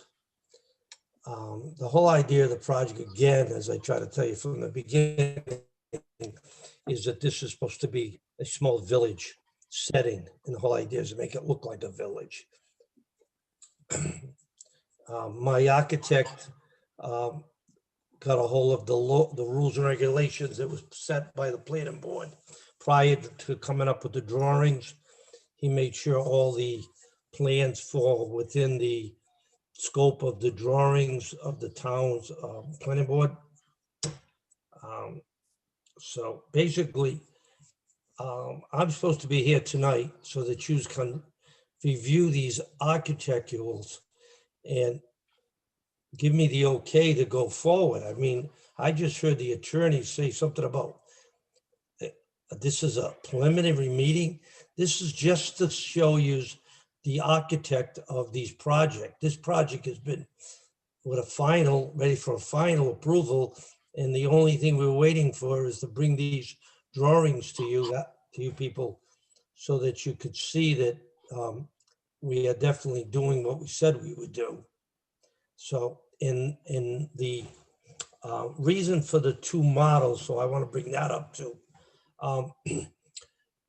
There was a discussion in the beginning that they would like to see not only single-family houses being built, but the affordable units being built at the same time. So in other projects that I have had done in town, Michaela Court, Sophia Court, I was allowed to do two models. The reason for the two models, obviously, in this project is to show somebody the duplex and the single family. They will be restricted to no COs. It'll be right in the building permit. That's what I used to do with Mr. Brown in the beginning. That one of the restrictions was until the project was bonded, there would be no COs permitted for these two houses. They're strictly for models. So the town is very well protected against anybody moving into one of these houses because there will be no COs. These are models. And with that, I'll turn it over to Eric and my attorney. Thank you. Alex, just to answer part of that question, I spoke to Jamie this afternoon about that request. And he said because it's one lot, we'd only be able to allow one building. I know that's exactly what we've done in all the subdivisions. There were always one lot. But the planning board has the right to allow two models. We have done it in the past. We've done it on two other subdivisions. And it was always one lot. If the whole idea here is to, the planning board wants, on one hand, to get the duplex out. On the other hand, they're trying to restrict it. And on number two is the single family can face Curtis Corner Road and the duplex has to be built up in the subdivision because it wasn't allowed to be on the main road. So that's, I'm asking for that. Well, I guess we'd have to ask Amy if can the planning board override the building official who's only allowed to issue one permit. So, yeah, two issues here. And again, this is only on the agenda for discussion tonight. We don't want to get hit with an Open Meetings Act complaint for taking action where only discussion is contemplated on the agenda. So I'm okay with unofficial thumbs up, thumbs down on the architecture, but no vote should be taken. As for the model units, again, there should be no vote taken tonight. And regarding whether the two model units or one would be permissible or not, I would suggest refer that issue to legal counsel for an opinion to be provided forthwith to Mr. Petrucci, his counsel, and the board. Okay, thank you, Amy. But the question I have is, Amy, if you're saying that you're not looking at this as an approval this evening, how am I going to get my final approval on the subdivision that I've got to start construction? And I'm under construction now. I need my final, and they made this reviewing these houses as part of the final. I mean, Well, this was how added much to- longer are we going to drag this on? This was added to our agenda late, Alex, and it was added, and because it was added late, it was added only as a discussion. What was added late? This was talked Mr. about at Chairman. the last meeting. We discussed this at the last meeting, that you told me I had to bring in the drawings for these houses, in which I did do. I brought in 3 or 4 different houses. A good 2 weeks ago, 3 weeks ago, I submitted it.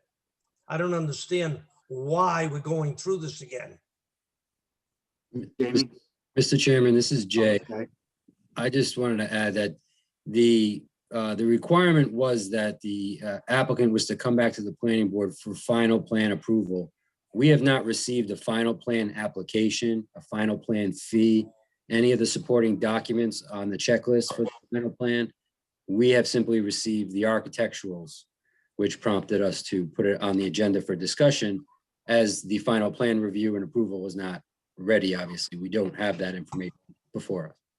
Yeah, Mr. Chairman, to Jay's point, I'm sure Mr. Kenyon is potentially more familiar. Alex has been developing for a while in the community, but with regards to the permit follow-up, there is a application process associated with review and approval of the final plan, and there are a host of conditions that were attached by the planning board in their approval that have to be met. There's language associated with the easements and conservation areas. There's more than just the architectural review.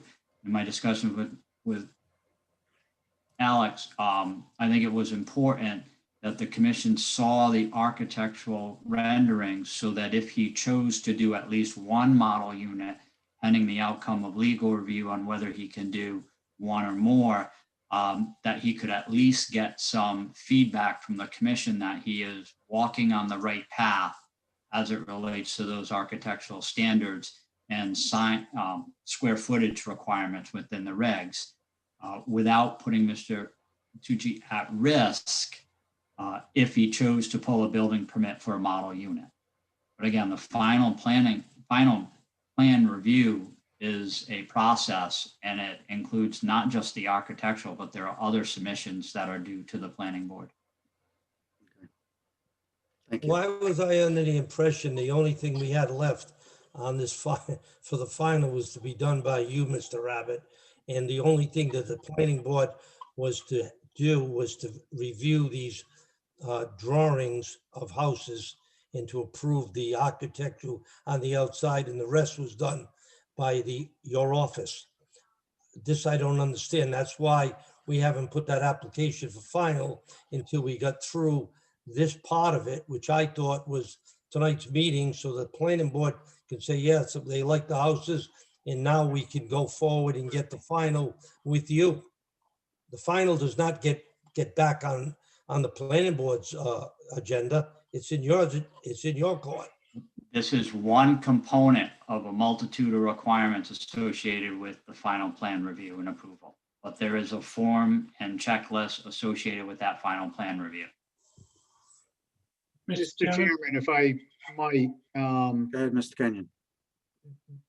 our understanding was that the final, as normally is done, would be done administratively. The one item we had to come back to the planning board for was the review of the architecture to make sure that they complied with the dimensional restrictions.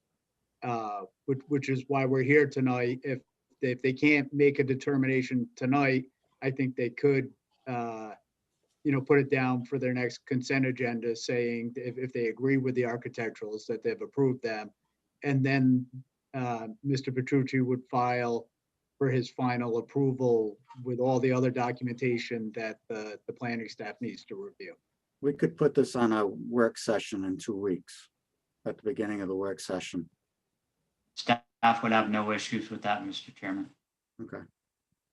And also the issue regarding the models, if Amy could provide an answer to that. It doesn't necessarily have to be on for the work session, but at some point, just provide a legal opinion on that. Yes, will do. So having said that, if we're going to review this again at the work session, the planning board members have looked at the architecturals, and do they have any comments? Okay. Susan. I have a comment about an unrelated matter. Shall I just sit tight for a few minutes while we finish talking about the architecturals? Yeah, let's put that to bed first. Okay. If we don't have any questions or concerns with the architecturals, then we'll put that on our next work session to make the formal acceptance of those. And so if there's no discussion on that, then we'll just, you have something else on this project that you want to?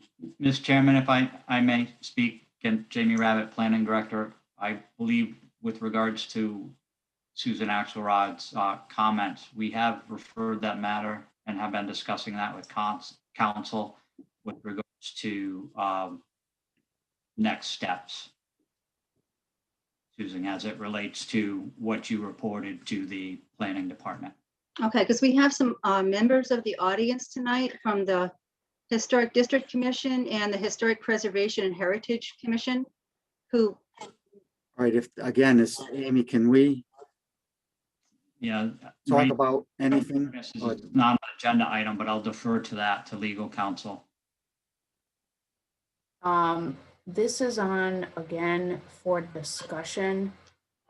So I think we can discuss anything, but there shouldn't be action taken at this time. Okay. So maybe you can identify the issue so everybody knows. Do you want me to try and, Susan, if you feel more comfortable, I can try and address the issue? however you'd like to do it. This is pretty important to me. It has come to our attention that there may be a historic cemetery located on the property.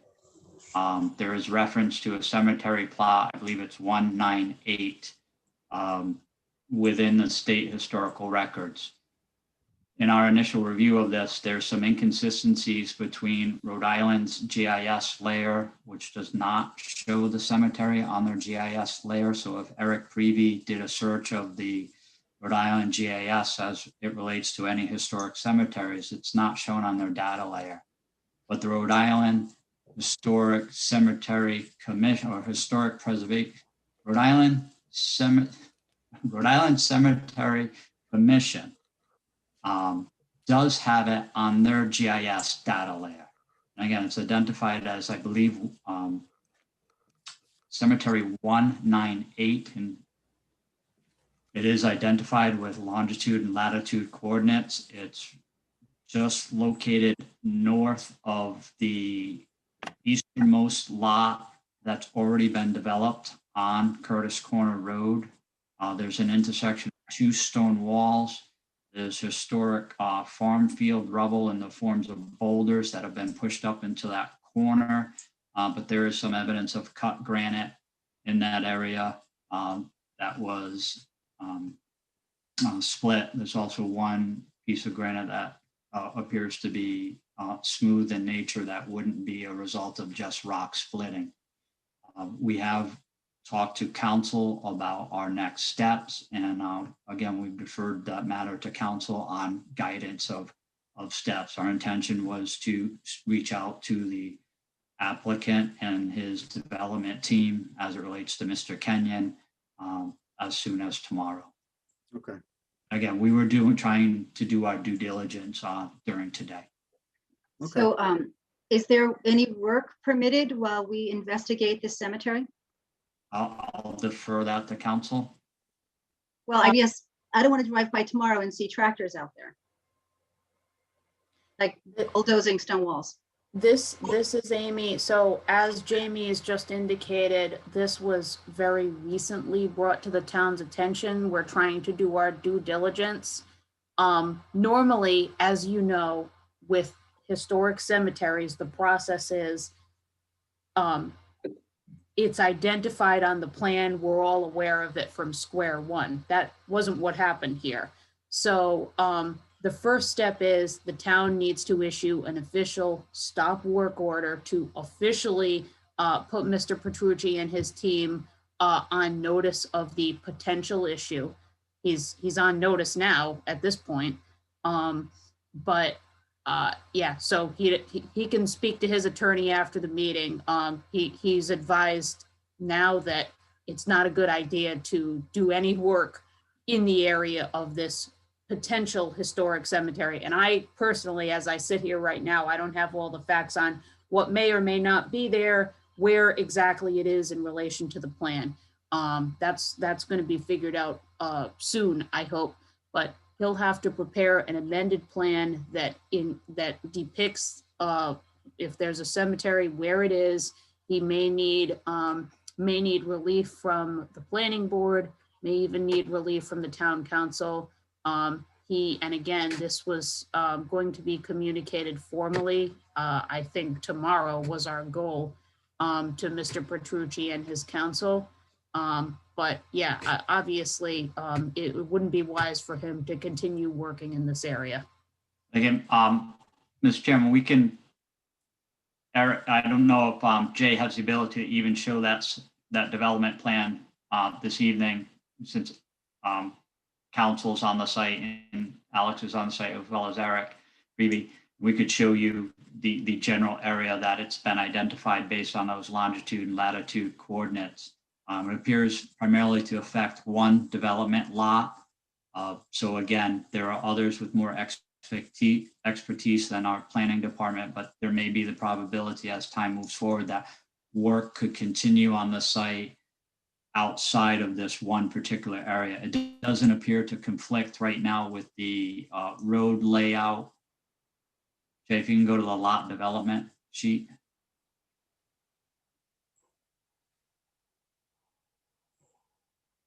So just north of, Jay, if you can put the cursor by the cul-de-sac. Oh, sorry. Now stone walls are under there.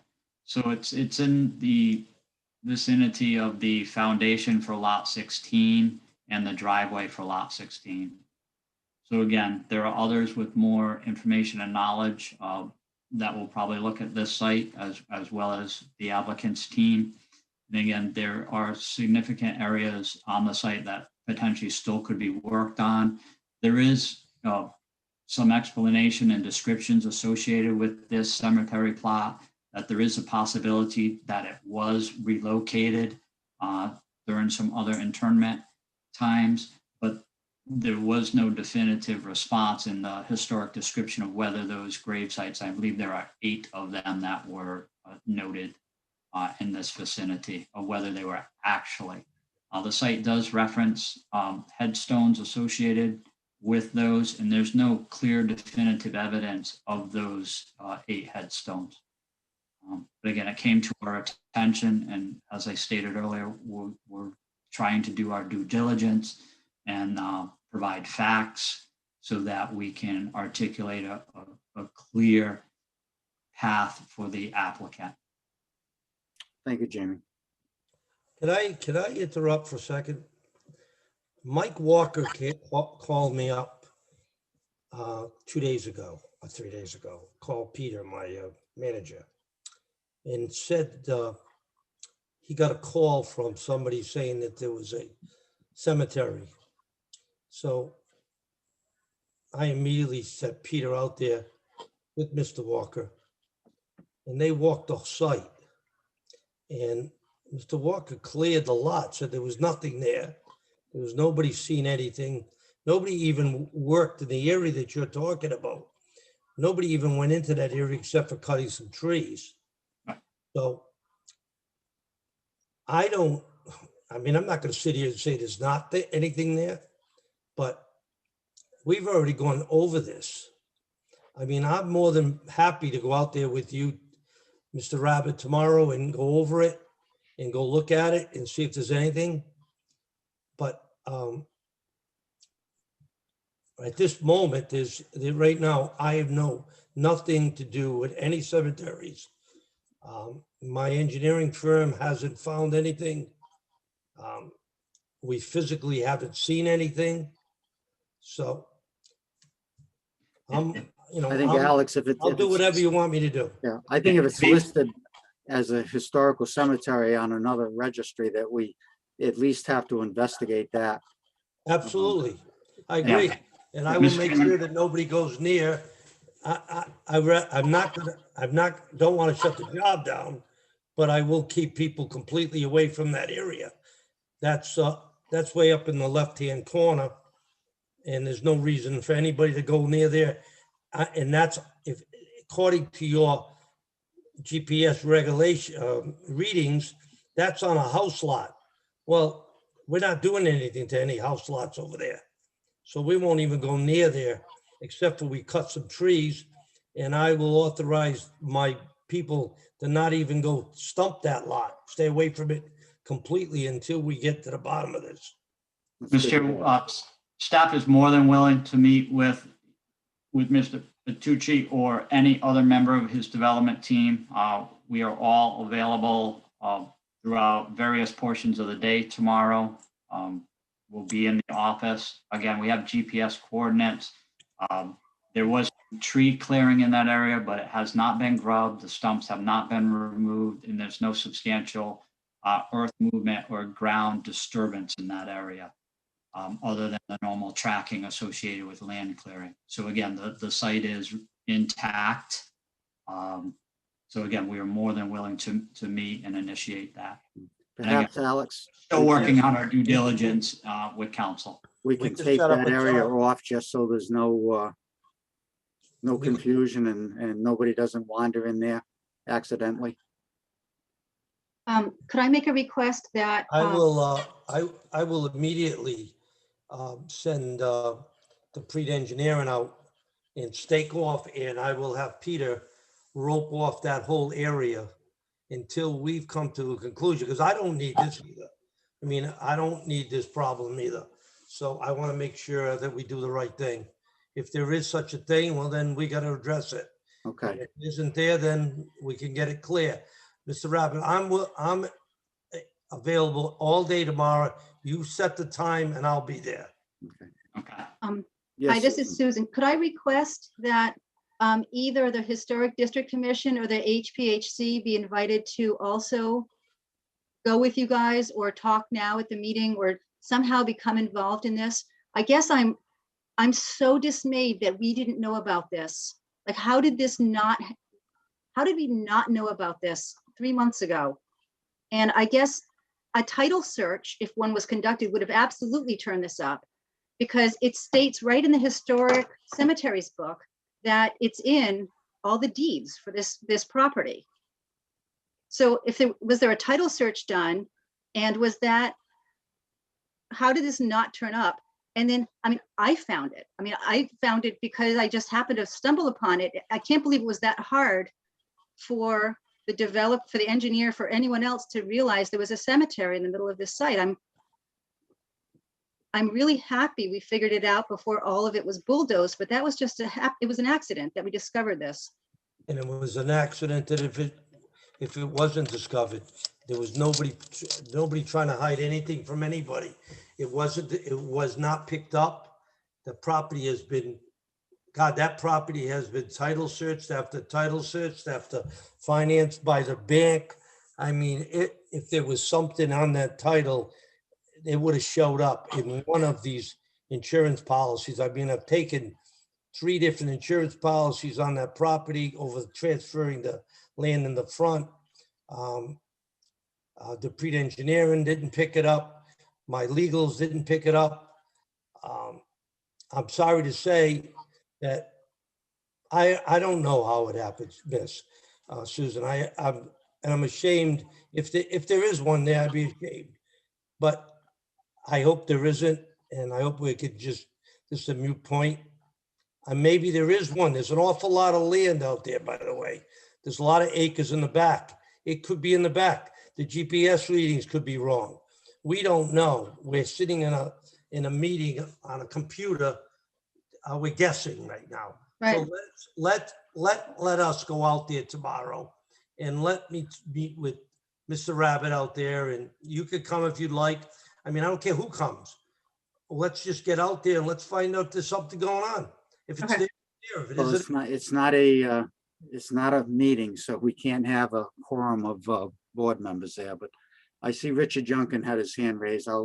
If he wants to briefly comment on this, go ahead, Richard.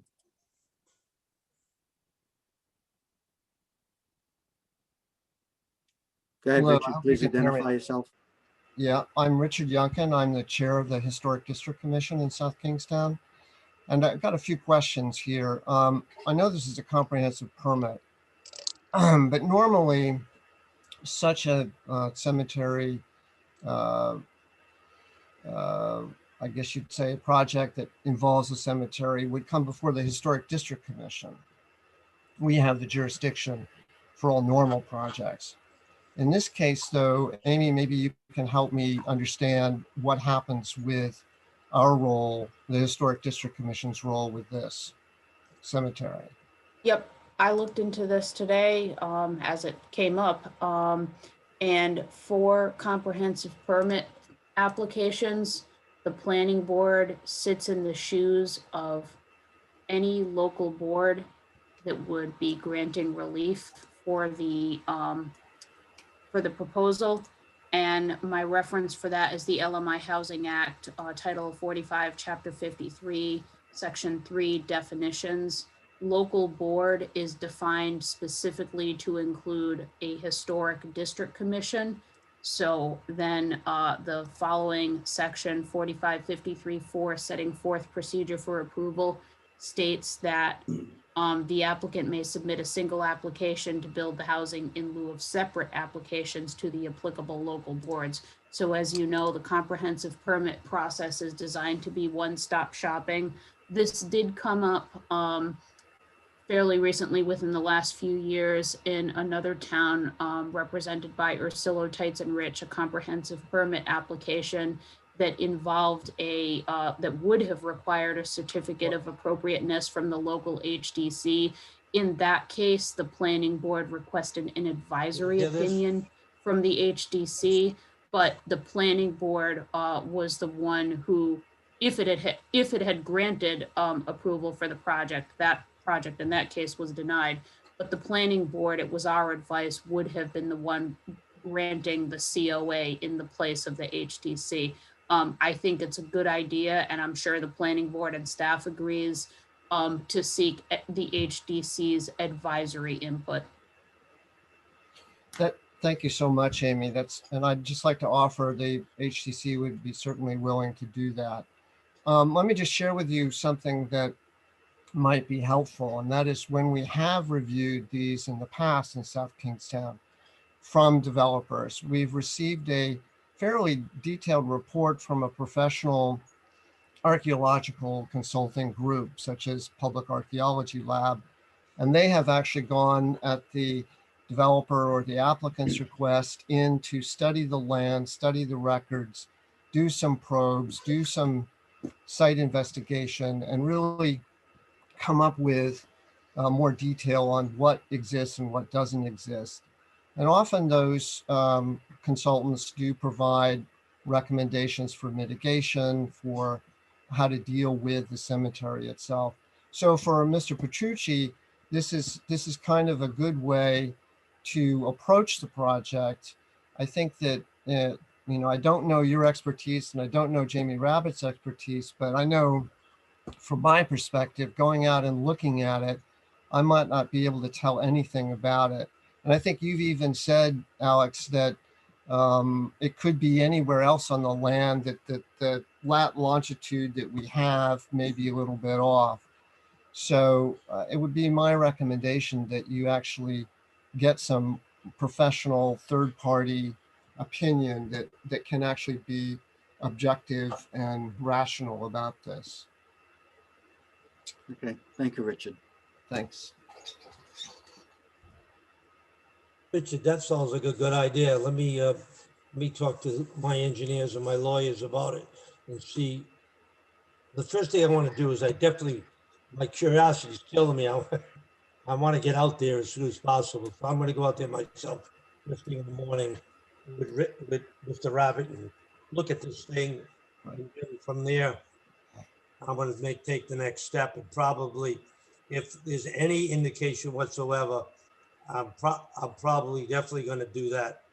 I definitely want to know. I mean, let's face it, I don't need to put a house on a lot that is a cemetery, and next thing I know, there's a disaster, and it's just wrong. Okay, I mean, one thing about me, as you people must know, with some kind of comment and everything else I've done in this town, there's nothing I do that I don't do right.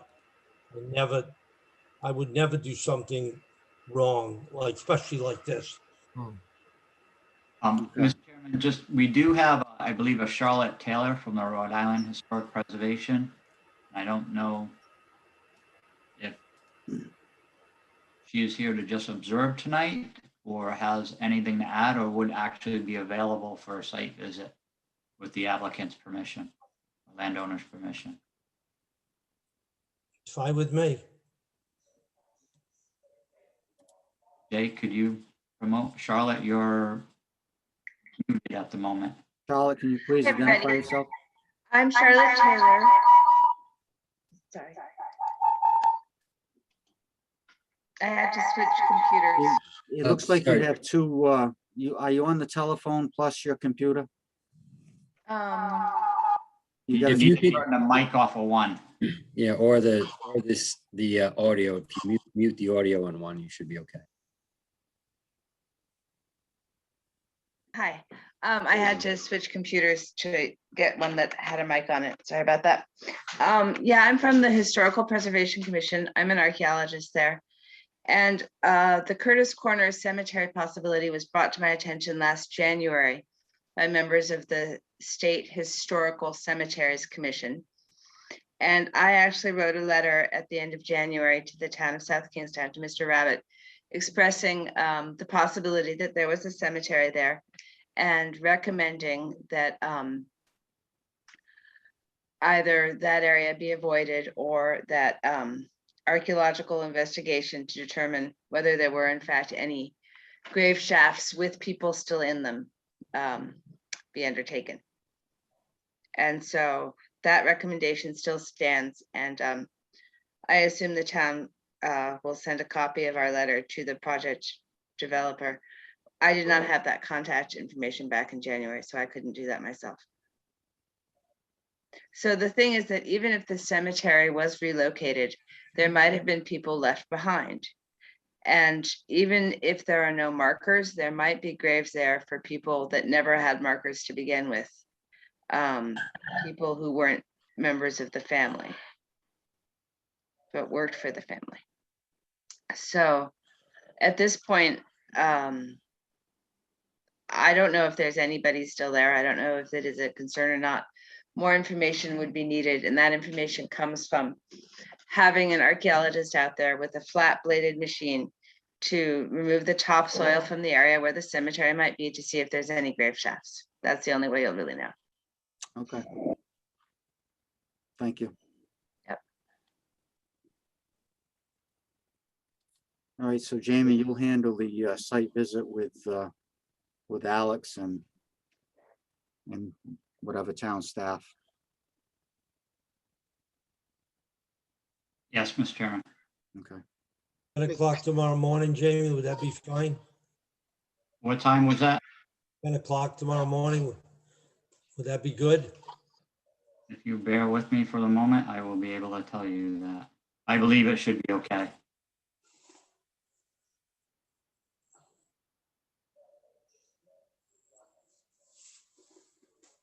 Yes. Would you ask Richard, the town engineer, to come out? He's on tonight, Alex. Excuse me? He's on tonight. I'm unavailable at 10 o'clock.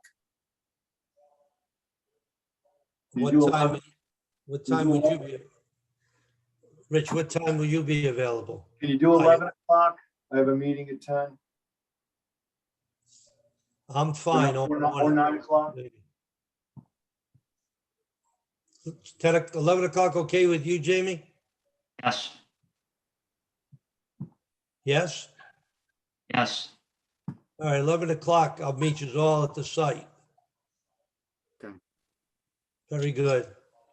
And then you're on the work session, our next work session meeting for the architectural list. Well, thank you very much, guys. All right. Thank you very much. I'm beside myself with this problem that pops up at the end of the project. I mean, I just can't even imagine how this is gonna go by our team. It's just. Mr. Chairman, if I could address one of the questions that Susan brought up. We didn't do the title for Alex, but I did get a copy of his title policy. I just looked through it and there is no mention of a cemetery here. And I would note, I think the last deed for this property before Alex purchased it, because it was actually, the last deed was to Samuel Rodman in 1923. So there had, and I don't know what that deed says. It's not included with his title policy, but it's a long time between deeds. Yeah. Which If is you- unusual. If you look at the Rhode Island Historic Cemeteries book, it says that it is in the deed that's dated January 4th, 1872, and also 10 years after that. In the following deed, it also lists the cemetery. In 1872, and then again, it says 10 years after that, but it doesn't give another date for the next one. So it was in old deeds. Okay. Well, we'll get to the bottom of it. Mr. Chairman, Yes, Jay. we do have another member from the public, Mr. Murray Gates, with his hand raised. All right, you want to bring him in? Go ahead, Murray, please identify yourself. Yeah, this is Murray Gates. Can you hear me okay? Yes, we can. So my attention to this project was also through my relationship with the HDC, the town's HDC, but I think you addressed that sufficiently. I did have another question around, for the planning board, around the approach to saving trees on the property. So I've sat through quite a few major development reviews, and in just about all cases, I know that members of the planning board have been very vocal about identifying and saving specimen trees.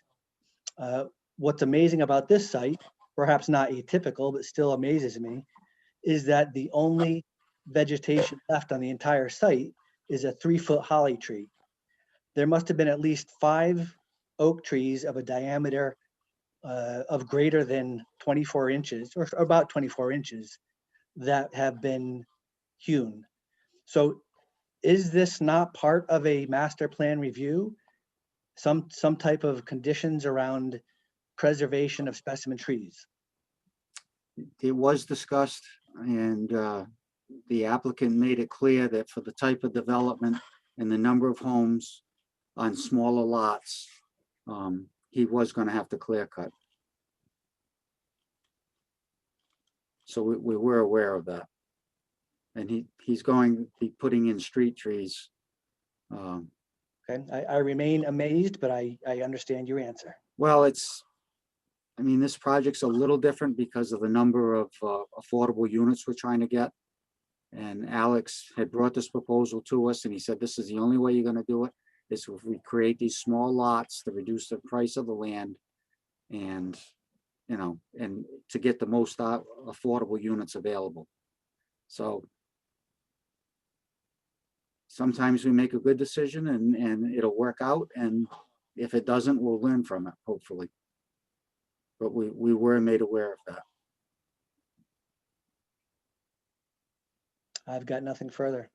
Okay, thank you. All right, it is 9:12. We normally take a 5-minute break at 9 o'clock. So before we move on to our next agenda item, let's take 5 minutes break. Thank you, guys. Thank you, Alex. I'll see you tomorrow. How do I get off? How do I go like this?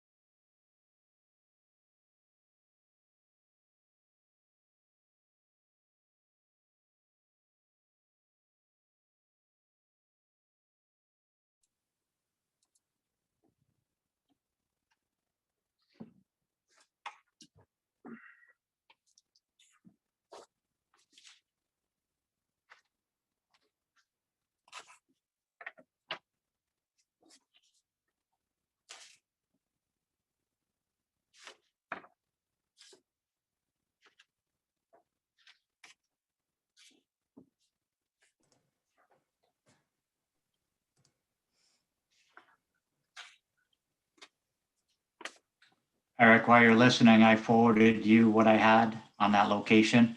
via Thanks, email. Jamie. Okay. Thank you.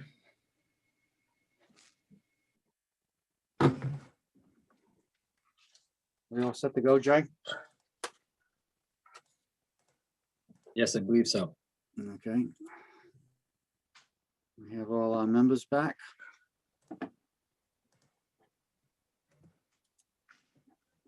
And I see Mr. Callahan's in the audience. Ryan's in the audience. Bring them in, please.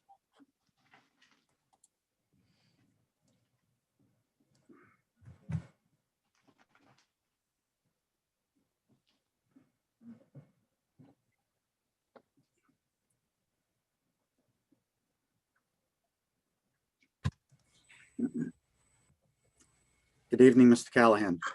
Good evening, Mr. Chair. How are you? Very good, thank you. Good. Are we ready to begin? We are. Great.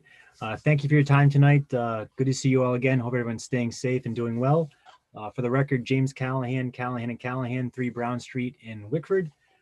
Here tonight for the continuation of the preliminary plan of the Shepherd's Run project behind Prout. Here again with Ryan Schoen, of course, who you all know very well at this point. Tonight, we also have Ryan's wife and business partner, Ashley Morgan. She'll be helping us out as well. And also Eric Prevey from Deprete Engineering. As you know, we were here last month. In the meantime, we have submitted updated parking plans, as well as much more detailed landscaping plans, in addition to the materials we submitted last month.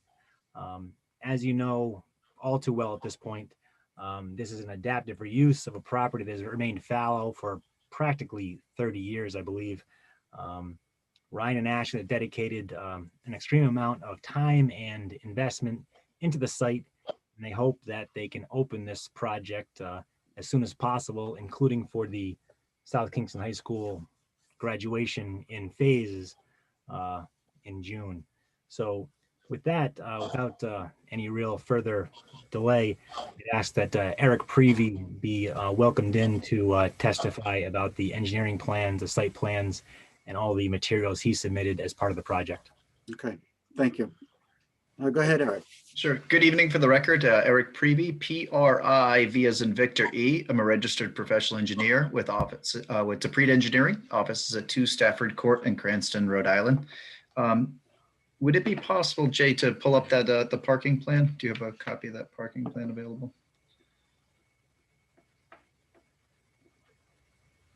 Yes, which one? The revised parking management plan or the? Not the management plan, the actual, perfect. Yeah, that's exactly the one. Thank you.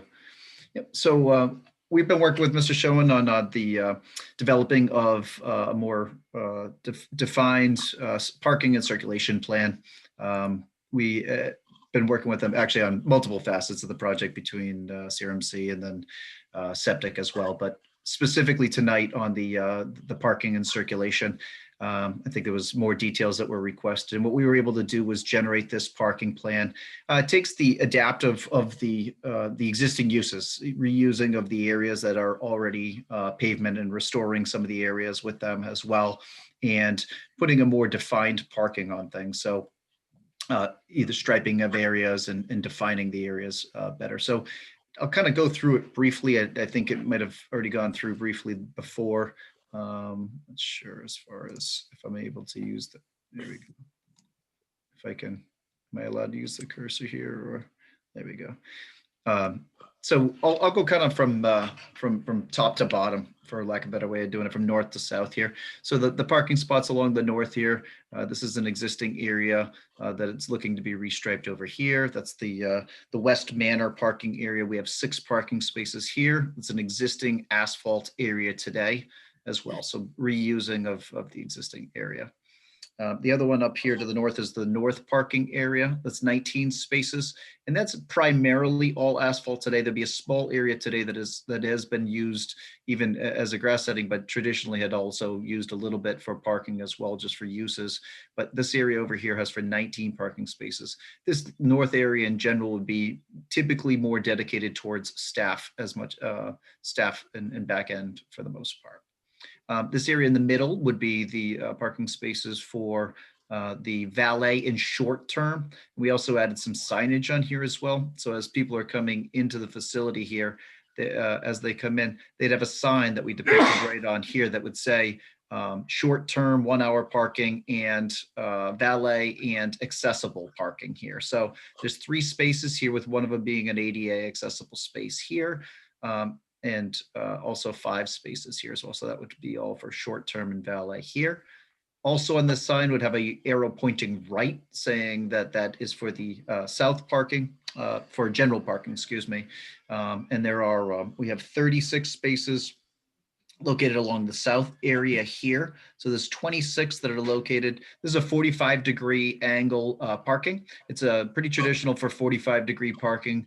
It has a 12-foot travel lane, and then the spaces are oversized given some of the quote unquote inefficiency of being a 45-degree, you know, for hanging and such. So that's a standard length for a 45-degree.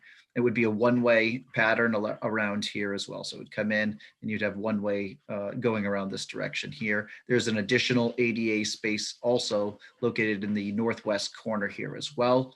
And then there's 10 more spaces right here that are located. That's a traditional perpendicular 90-degree parking there as well. So 36 total in the general parking area here. Then on actually these are basketball courts today, asphalt basketball courts, and be reusing and redeveloping in that area as well. Then the southern lot here, south lot number 1 is would be an attendant one. Again, this is all currently today existing asphalt that was for basketball courts as well. So we have kind of a 2-part configuration on this. Is there would be the ability for oops, a second. There would be the ability for valet. So in an event situation where there would be a valet parking, and Mr. Schoen could speak to it more if there's any questions on that, but we could, there would be coning off of this first entrance here so that there would be no access coming into this first entrance here. Everybody, you would be going into the second entrance here, and that would allow for kind of a double load in this area by valet. So the valet would be able to do a double load in this area just to get some additional parking here. And then this is a traditional 24-foot drive aisle, as you would have for any double load, you know, any type of parking that has spaces on both sides of the drive aisle there. And then there's an additional area that is grass today, and that would be for overflow. So that's parking, south parking number 2 as an overflow right here as well. So it's grass today.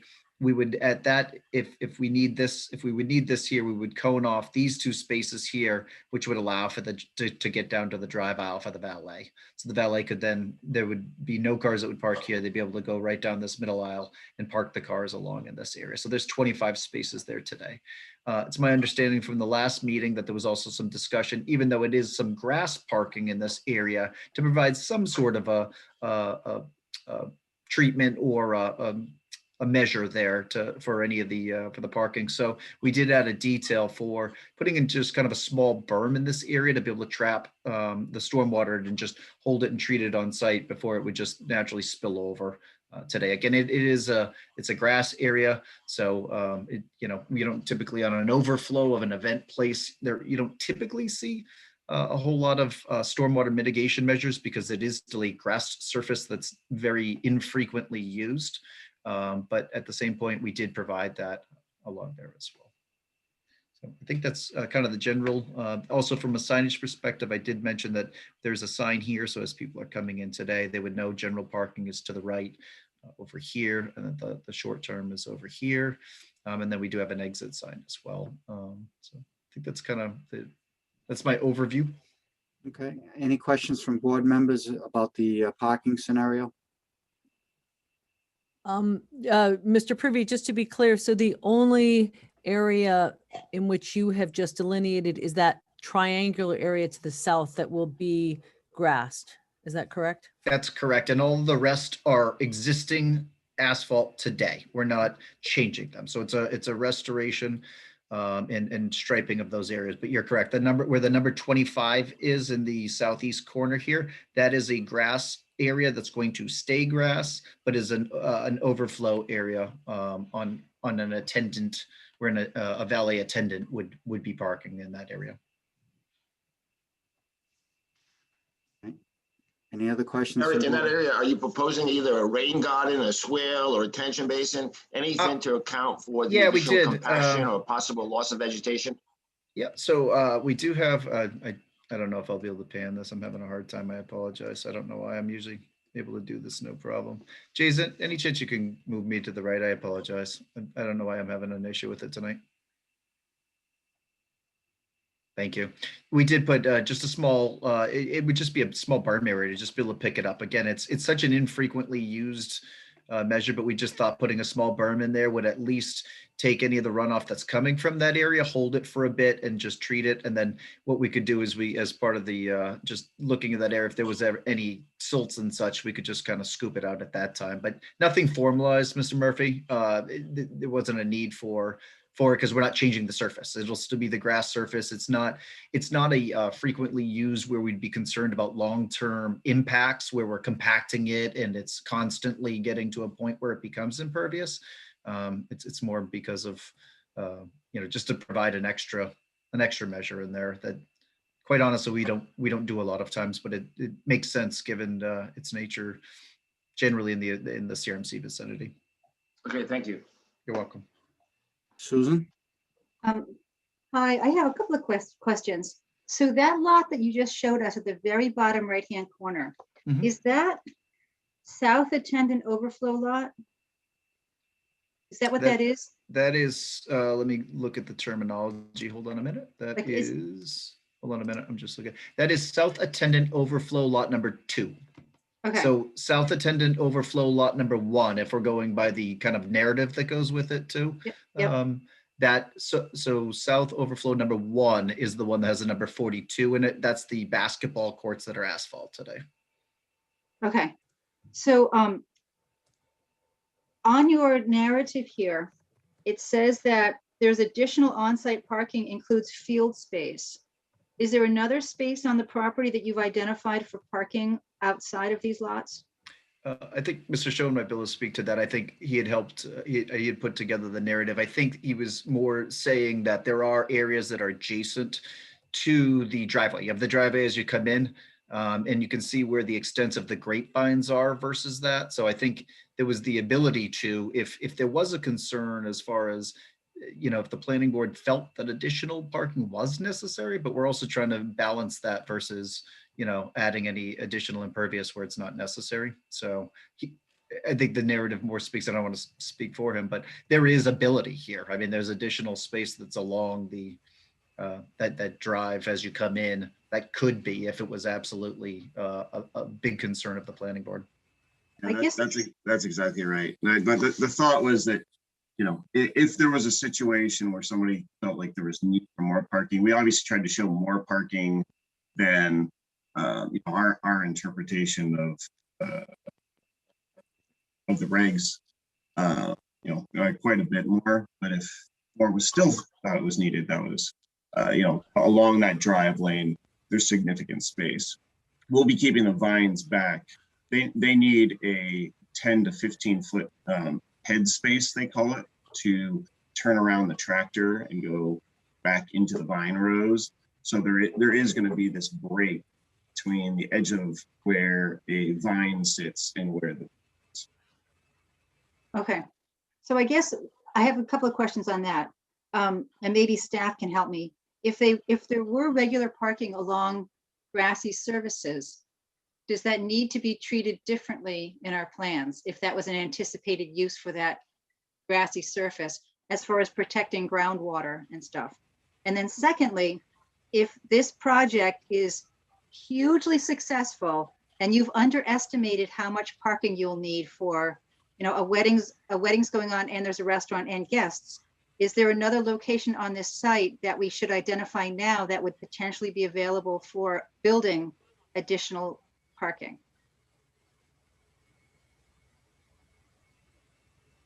If you've undercalculated how much parking you'll need, what then?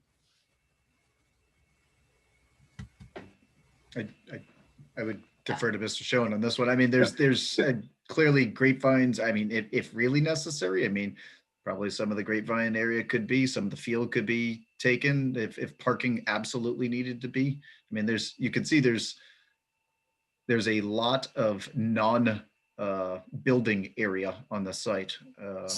Yeah, I mean, I think Susan, you have a really good point, and it's it's something that obviously we need to make sure that we manage, because we obviously want to have successful events. I would also say that we have been in contact on the state has allowed on weekends. We have to get individual permits for the day, but the state is willing. The DOA has said parking over in their area is an option. We also, in reality, if somebody is doing, let's say, a large scale wedding here, the goal is not to have them park on this property. The goal is for them to stay in the 200 hotel rooms that basically exist directly across Highway 1 and shuttle for safety. I mean, name your reason. There's quite a few. If we absolutely had to, all those things still considered, there is more vegetative space that could be taken. Obviously, we don't want to take away the grapevine space, but where it actually says loading in between where the 6 and 19 spaces on the north side, there's really not too much in that space. That's probably the first place we would go. Then we would start moving towards the I mean, I'm speaking a little bit off the cuff because we really don't want events that are any larger than what we're planning for. But on the north side of the building, moving towards where the septic drainage field is shown, there's some space. So Steve, can I address this on parking? Sure. The premise of the question is, assumes that parking requirements might be, greater than envisioned at this time, and that may be, but, they are required to meet the requirements of the zoning ordinance as they're set forth today. So the goal, we need to ensure that there's sufficient parking on the site as required by the zoning ordinance, and we shouldn't require them to construct parking over and above what is required by the zoning code. That being said, they also have a business reason, right, for not wanting to be over parked. Regarding parking on DOA property, that's something I think that, normally off-site parking isn't, you need to meet your parking requirements on site. So either the proposal does or doesn't satisfy that. I don't, if parking relief is required, that needs to be addressed. But I want to be careful that we don't, they're required to satisfy the requirements of the ordinance as they are at this time. Okay, so Amy, having said that, Jay or Jamie, does this plan meet by town standards, the number of parking spaces required? Thank you, Mr. Chairman, Rabbit Planning Director. In our review of their proposed parking management, as well as the requirements contained in the regulations, they are sufficiently parked on the site. Again, there are some general assumptions made in that if they're holding a wedding, that some of the spaces occupied by the rooms are also occupied by patrons associated with the wedding venue. So there's a shared aspect of that. So there is a mixed use component to this. And in that mixed use component, there was a call out for 106 parking spaces, and they exceed that. To Mr. Schoen's point that there is some informal parking associated with the access road in the vicinity of the westerly 2 fields for the vines, and between a former estate and Prout School. The parking plan also addresses the potential for overflow parking, utilizing state property and also school property to the south. But to Amy's point as counsel, they need to park their site on site unless they provided formal agreements with the others in the form of easements or something, and long-term capacity. But again, the nature of the mixed use aspect of this site is unique between its hotel, restaurant, vineyard, and event center aspect. And again, we're comfortable with the parking ratios shown. Good. And as this is a phased project, he will have a time period to evaluate his parking needs. And when he comes back for his next phase, he could always readjust the parking if he thinks it's insufficient. Yeah, and it is clear, and that staff understands it, and that, you know, the planning board in reviewing the parking plan, this requires physical management by individual or individuals to manage the parking load. So that valet, you know, the spaces they're taking credit for, if you look at that southernmost parking lot where there are 42 spaces, those cars are double stacked. That doesn't occur without management and on-site attendance. That is not a traditional parking lot. It wouldn't be something that the staff would entertain in a setting other than managed valet parking. Okay, thank you. I also wanted to add that from a practical perspective, it really does make sense if there is some agreement with DOA. I think that's a much better situation in the unlikely event that you would need extra parking rather than eliminating any of the vineyard areas. Yeah, particularly most big events or weddings take place on a weekend, so that would coincide when the government center is not open, so. And Mr. Chairman, just for practical purposes, playing off of Ms. Mack's comments, obviously this is going to be a very nice and picturesque place. Obviously, Ryan and Ashley don't want to have cars lining up along the street if they can avoid it. So I think they're going to have not only a parking management plan, but the valet plus any additional professionals they need to help with the parking situation as it arises. It's not a legal opinion, it's probably more practical, and Ryan can speak to that better than I can. Yeah. Thank you, Mr. Callahan. Any other questions on parking from board members? If not, I'll go to the attendees. If anybody in attendance has a question regarding parking, please raise your hand. And again, this is in relationship to the parking plan.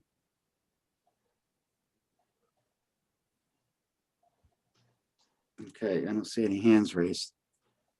So Eric, if you want to move on to the next set of plans we had. I think that goes to landscape. I'm not sure if it's landscape next, but I think that was the extensive my piece of the presentation. I believe so, yeah. Thank you. Yeah, so the next piece is the landscape plan, and I brought in a little assistance from previous. So this is Ashley, my wife here, and so we attempted to do we felt was a more robust landscape plan. I think what is typically seen. You'll see. Ashley can speak to the specifics here, but there's over 100 species of plants on this plan. Obviously, the quantities are significant, mostly because we have so many grapevines that have to go in as well. But I'll turn it over to Ashley, and she can kind of give you some more details on it. Hi, it's nice to officially everyone. So Excuse me for a minute, Ryan.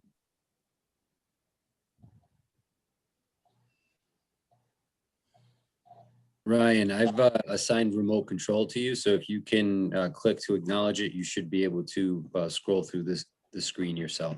Oh, perfect. Thank you. All right.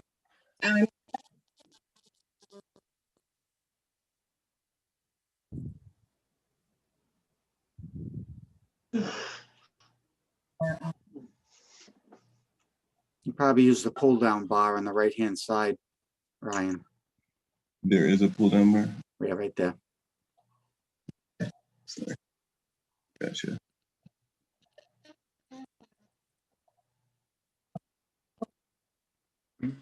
Mr. Chairman, we're not picking up. are you There we go. me now? Yes, we can. So when the house, from the few photos that we have, when the house was built, the land was primarily open pasture land and low shrubs. On the last page of the plan set, I think Ryan just got to it, we have some photos. And you'll see the elm tree that right there, that's still, you'll see the picture of the elm tree that still graces the circular driveway today. And in that picture, it's just a sapling. And we actually had a tree company out there today taking care of that tree for us. They were trimming out the dead wood and then putting it on a maintenance plan so that it'll hold with us for many years to come. Now they thought it was in very good shape, but we need to clean it up slowly. He doesn't want to do too much to it to start with. We'll fertilize it in the fall. We just didn't want to shock the tree and pare it back a little bit to also protect the building. So also in those photos, you can see that there were quite a few vines growing on the front walls of the house, which was a hallmark of many of Farron's designs. She loved vertical gardening, especially in her more collegiate settings. There's little tidbits of her popping up in some of the pictures. And now that spring has sprung, we're in the process of evaluating sort of what is alive around the property, what's popping up from the ground throughout the property. And it's been fun to see the different varieties of iris. And we've cleaned up the hedgerow forsythia that covers the property in hopes that it'll come back to its tree. We certainly don't know if that is an original forsythia hedgerow, but she was famous for, she loved forsythia and she plant them in hedgerows and quite a few of her designs.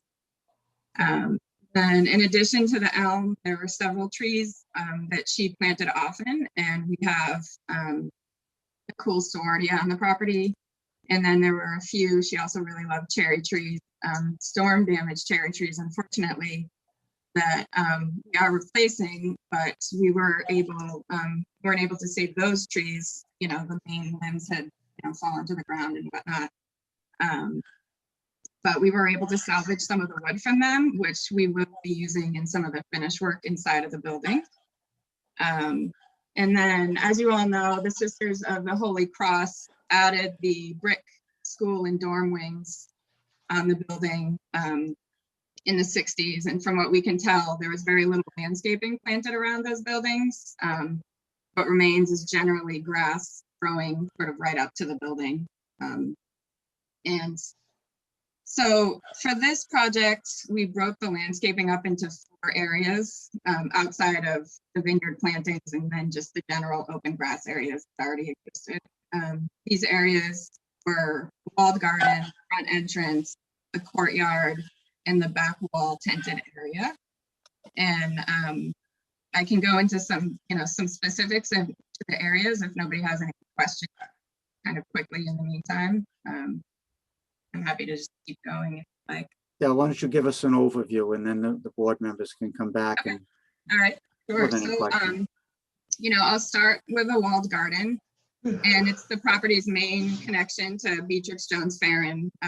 We're fortunate that the Berkeley Archives had the original sketch of the walled garden, but unfortunately none of the specifics as to plantings. The plans that you see on any sketch plan that you see, I think it's on the last. Guys, I'm really bad. Very nice. If anybody's busy yet, I'm not meaning for that to happen.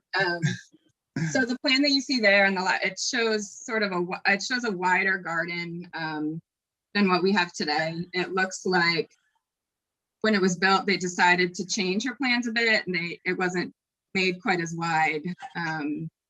They decreased the size, and they just have, an enclosed perennial border inside the stone walls in a central grassy area. And as you can see, so that these central plantings, essentially the garden is decreased in width, and I'm assuming that they took that out. There is still the stone walkway that goes sort of around the outside and borders perennial bed and the grassy area. plan basically just called for shrubs and perennials, and because of the lack of specificity, I spent a lot of time researching her other restored gardens in our area. You know, some of these that we looked at included Garland Farm, which is on Mount Desert Island in Maine, which is where, you know, that was her final home, and where she created her final garden. She had some really beautiful heather plants there, and we planted some heathers in our garden, or we have them on the plan in our garden. Harkness Park in Waterford, Connecticut, and we've been able to, they actually just opened their annual sale, so we've been able to order some of her favorite plants via their sale, which includes the Harkness heliotrope, her favorite plants. She had some great phlox and then some different types of flower, and very commonly planted.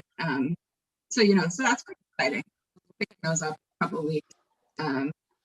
Dumbarton Oaks in Georgetown in DC, not quite close to home, but where I personally spent a lot of time when we lived near there, and was able to experience her wisteria plantings, as well as see some of her specimen trees. It's just such an enormous, amazing facility that she just had fun planting a number of things. It's pretty nice to see. Hillstead Museum in Farmington, Connecticut. This garden, we're lucky enough to have detailed planting plans. So it was a pretty fun to see what her plants were. A lot of those you can't get today, but get subspecies of them. And then finally, Belfield in Hyde Park, New York, which is a larger garden than ours, but somewhat similar. And we put their plans as a reference on our plans to see kind of amounts of planting plans look like in some of our gardens. This is another resource that we use into the future. We also have a really great plants where we will be able to get some more of some of the plants that you know she put in, they're bringing back as well. And so specifics on what we have today, sort of over the years, the garden has taken a bit of a beating. Most of the beds were zoned over and essentially a lot of beds, and deer jumped over the wall where the trellis used to be and kind of what was left. So we're basically starting from scratch in this garden. But you know, there's little things popping up every day. Just the other day, a little peony started to pop up, which, you know, say knows if it was original, but see what. She loved to plant peony well, and she planted them. She's famous for planting a very weird style where she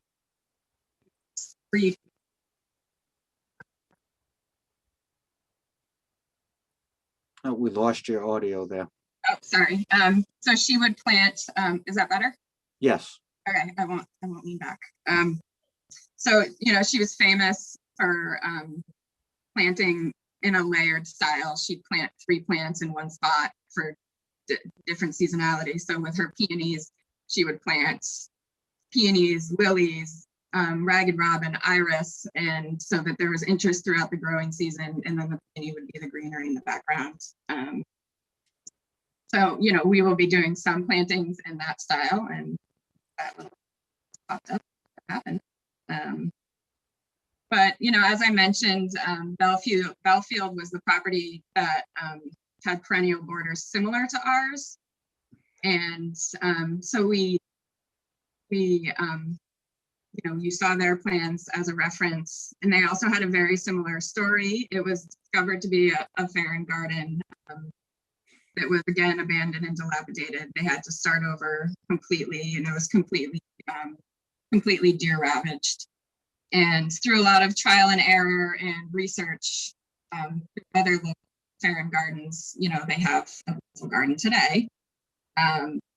So we were able to draw from just looking through different works for our plan today.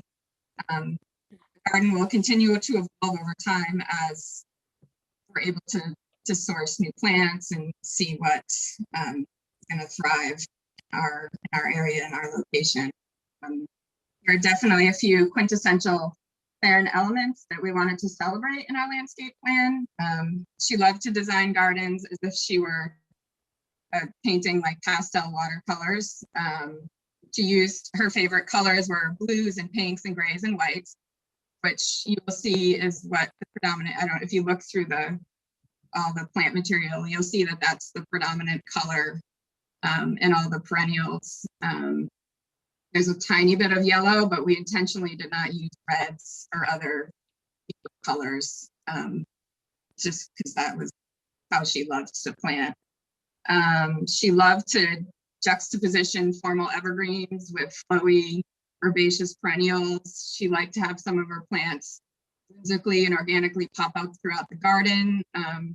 This is commonly seen if you've seen any of her photos. There's like a foxglove kind of like popping up here and there. And so we did kind of try to, I think it's supposed to happen organically, but we tried to plant a few foxgloves sort of randomly here and there.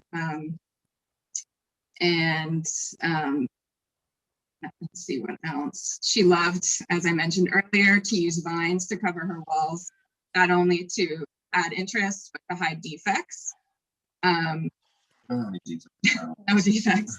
I mean, she covered beautiful stone walls with vines, which I don't know if everyone would appreciate, but but we appreciate for the buildings that were added in the 60s. So we have plenty of use of this application. So we have planning on planting quite a few climbing hydrangea and Boston ivy throughout the property. And this is very, very similar to what she did in her college landscape projects. She did quite a few. And then in the walled garden specifically, we'll have clematis and climbing roses, as well as some wisteria on the exterior of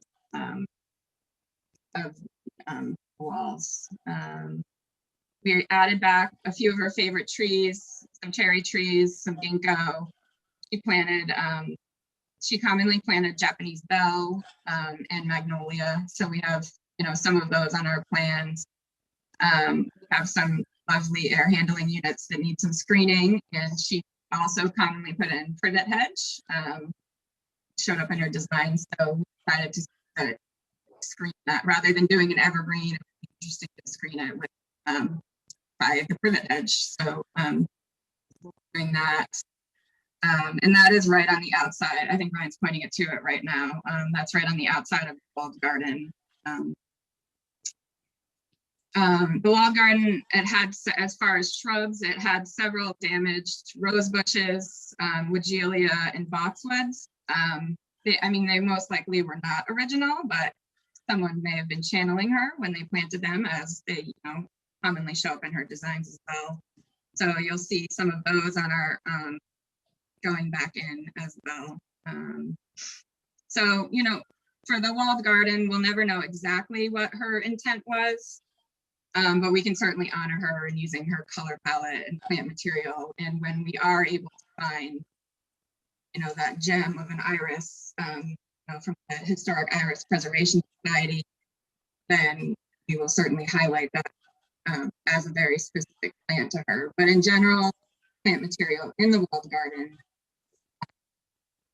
comes from numerous plant lists in other Farren gardens. So we're all trying, they're not original plants that she would plant, but attempting to recreate her gardens, what we have today.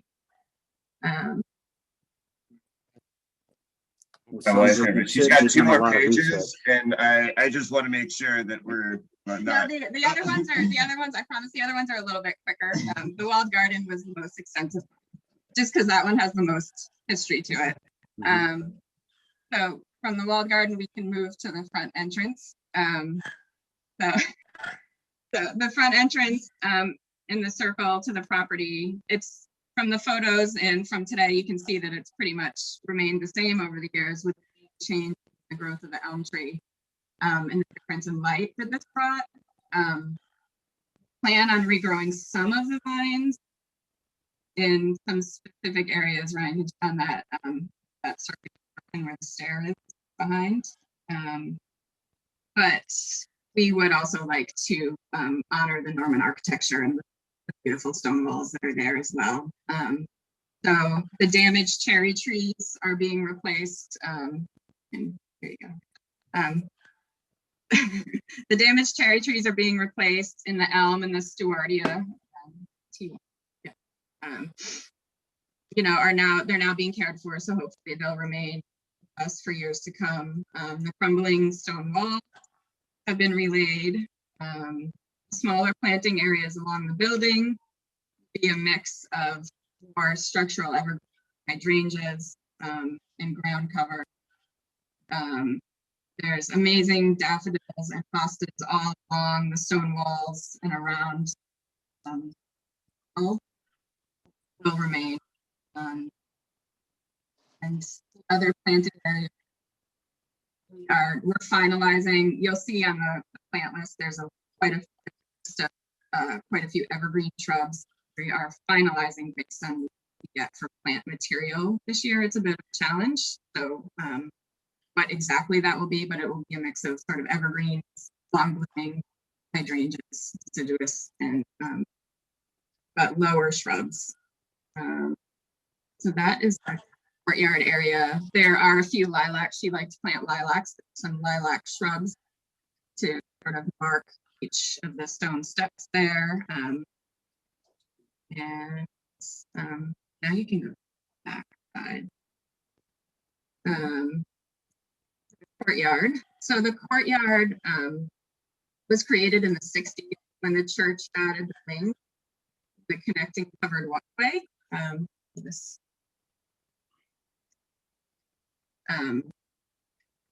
So before the courtyard was created, from what we can see from the photos, it was essentially just grass straight up to the building on the backside, sporadic trees here and there. It looks like apple. And just grassy areas surrounding the house. And when we took over the property, the courtyard consisted of a very large rhododendron sort of angle. This is where the walkway is, area here that blocked all the windows of the walkway. They were so big, and grass and daffodil, and essentially that was all that was in the courtyard.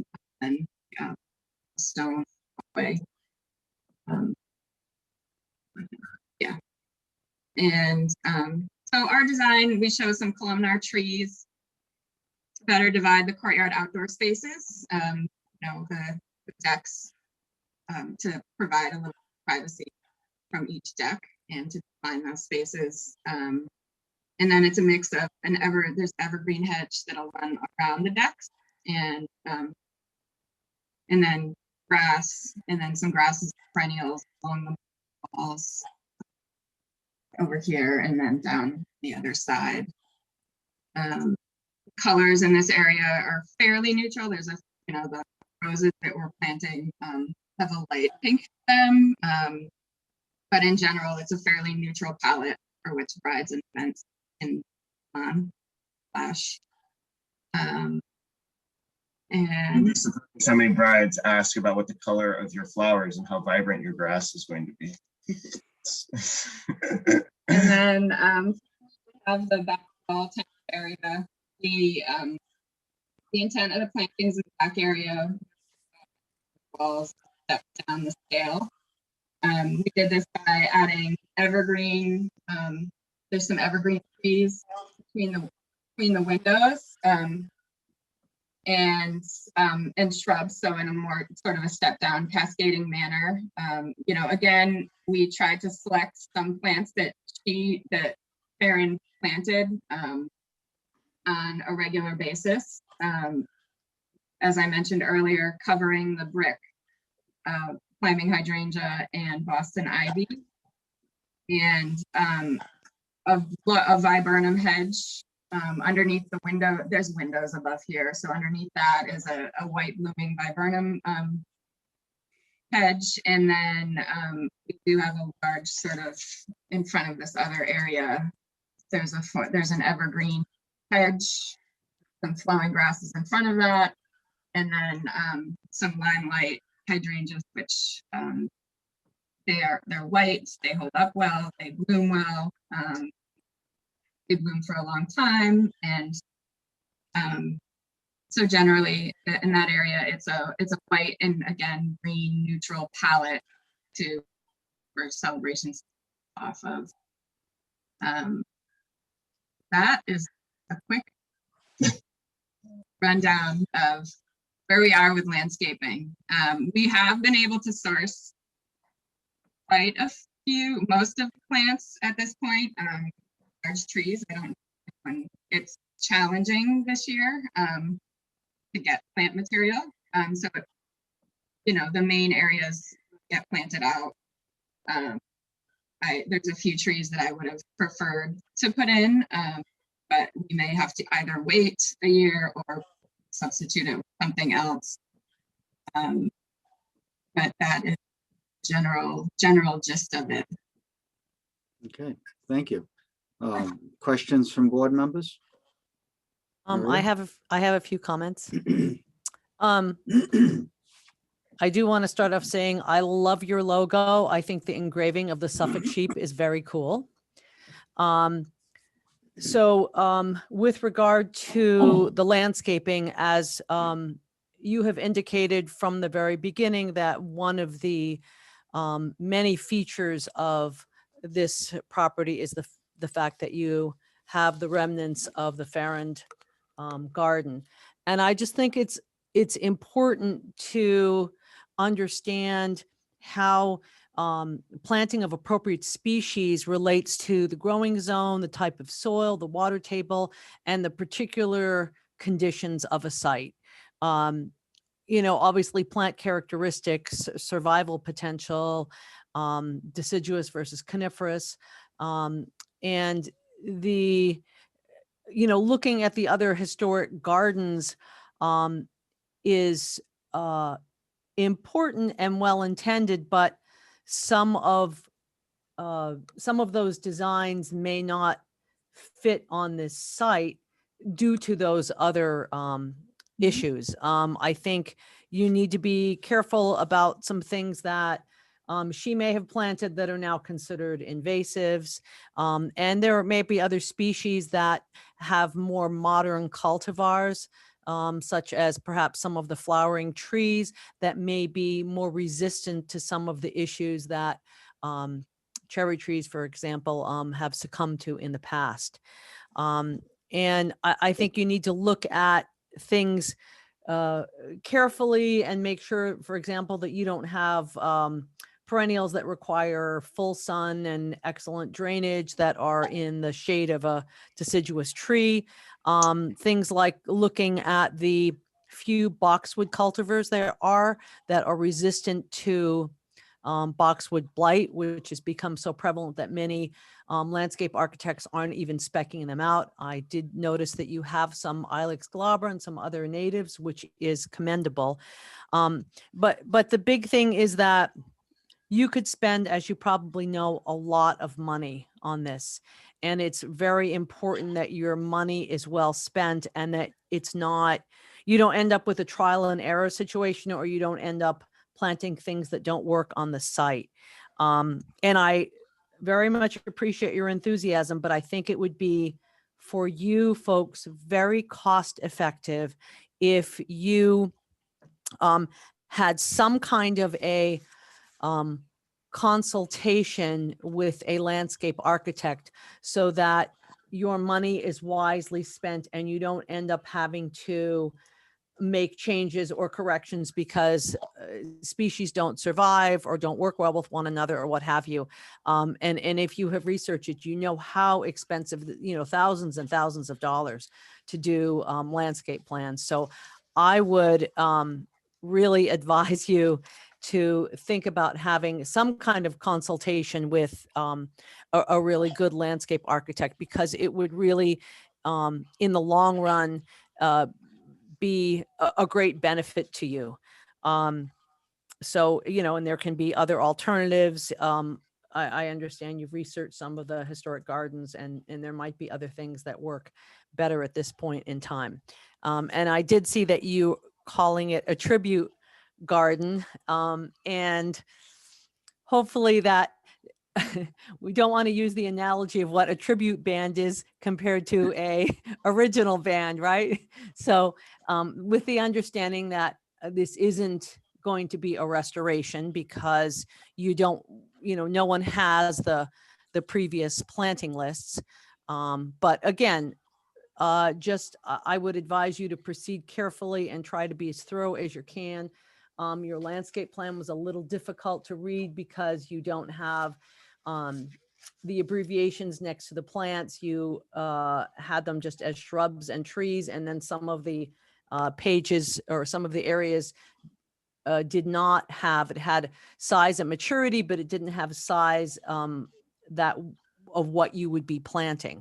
And given the fact that some things are very difficult to source at this point in time, sort of having a phase A and a phase B, given that fact, is important, as well as the fact that both in terms of the vineyard and the plantings, we are seeing a lot of issues related to climate change in plantings these days, things that have a harder time surviving, diseases and fungal issues that have become more prevalent due to that fact. So definitely things that you want to keep in mind. So I'm trying to be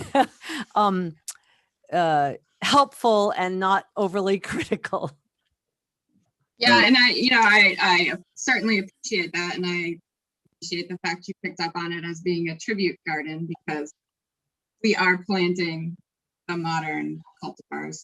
We are getting them from Morningstar Nursery, TLC, we're getting them from Canterbury Tree Farm. So we are planting things that were grown in our area that will grow in our area. Picked up on boxwood. Well, she loved boxwood hedges. We are planting inkberry, which is resistant to blight. We have a lot of it, and we didn't want to put in boxwood and have it, $10,000 worth of boxwood to then have blight. So Question around for a while. I really wanted. Yeah. She showed me enough photos, and I was like, "Yeah, that's a lot of money." So we certainly, I very much appreciate that, and I appreciate the fact that you stuck on the tribute garden, because, well, we will certainly highlight a few. We would love to have a few of her items that came from her original gardens that grow in our area, which is why we specifically looked at in water, and we're getting some of the plants from there. It will be plants that work for around here. Other comments from board members? Susan? Hi, I am so impressed by how hard and how much work you've done on this. It's clear how hard you've worked on this, and I love that you've incorporated as much of Ferran's ideas into this whole landscape, not just the tribute garden. The only question I have is, I realized that she used privet, but privet is an invasive plant now, at least in Rhode Island it is. And I wonder if you would consider replacing the privet, which is near the tribute garden, with something else.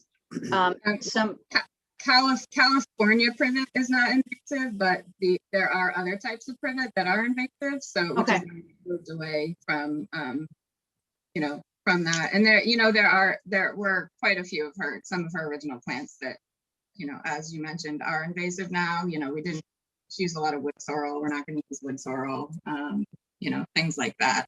Yep. So I'm happy to just I triple check on the privet, but the California one is the one that we're putting in. Okay, thanks. And you can manage the privet. Obviously, this is going to be a highly managed property, so that can be managed. The ivy can be managed. Be a little careful with the miscanthus, but yeah, agree. The as far as somebody that may be help you with consulting, there was a gentleman that did the gardens at Theater by the Sea that was very well received, and he had a little of everything, and he had the vines growing up, the archway they had over there, but you might be able to research and find out who that was, and he might be able to help you. Again, his gardens, people that weren't going to the theater would stop there just to see the gardens, so. And there's the University of Rhode Island Department of Landscape Architecture too. Hmm. So that might be a really good resource for you guys. But it is impressive, all the work you've put into her history. Any other comments? I just want to say one thing. I've only been here 3 years. I'm the town engineer, but I'm also a landscape architect. In fact, I studied as a landscape architect long before I became an engineer. I'm much older than I look. I'm actually, but I got to tell you, that is the single best presentation that I have seen since I've been here. And I really, really respect the historic look at it. And, I think that the plants you've shown here and the plants I've read in the package tell me that you are looking at more modern cultivars. And, generally I'm a more native plant person, but in places like this, I think what you've done is really what needs to happen. And I just can't wait to see it implemented. So thank you. It's refreshing. And I'm pointing that out. Thanks. Anybody in the attendees that would have questions or comments? If you do, please raise your hand.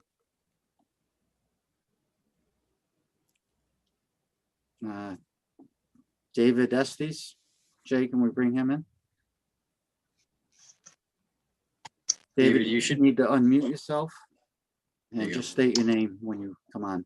Yes, can you hear me? We can. Okay, great. Yeah, I mean, I just have to say, I agree with the gentleman's last comments. I really think the amount of love and care and expertise that they're bringing to this project, I'm sure they're going to absorb the board's comments. I mean, I think just kind of show like, this property is in really great hands.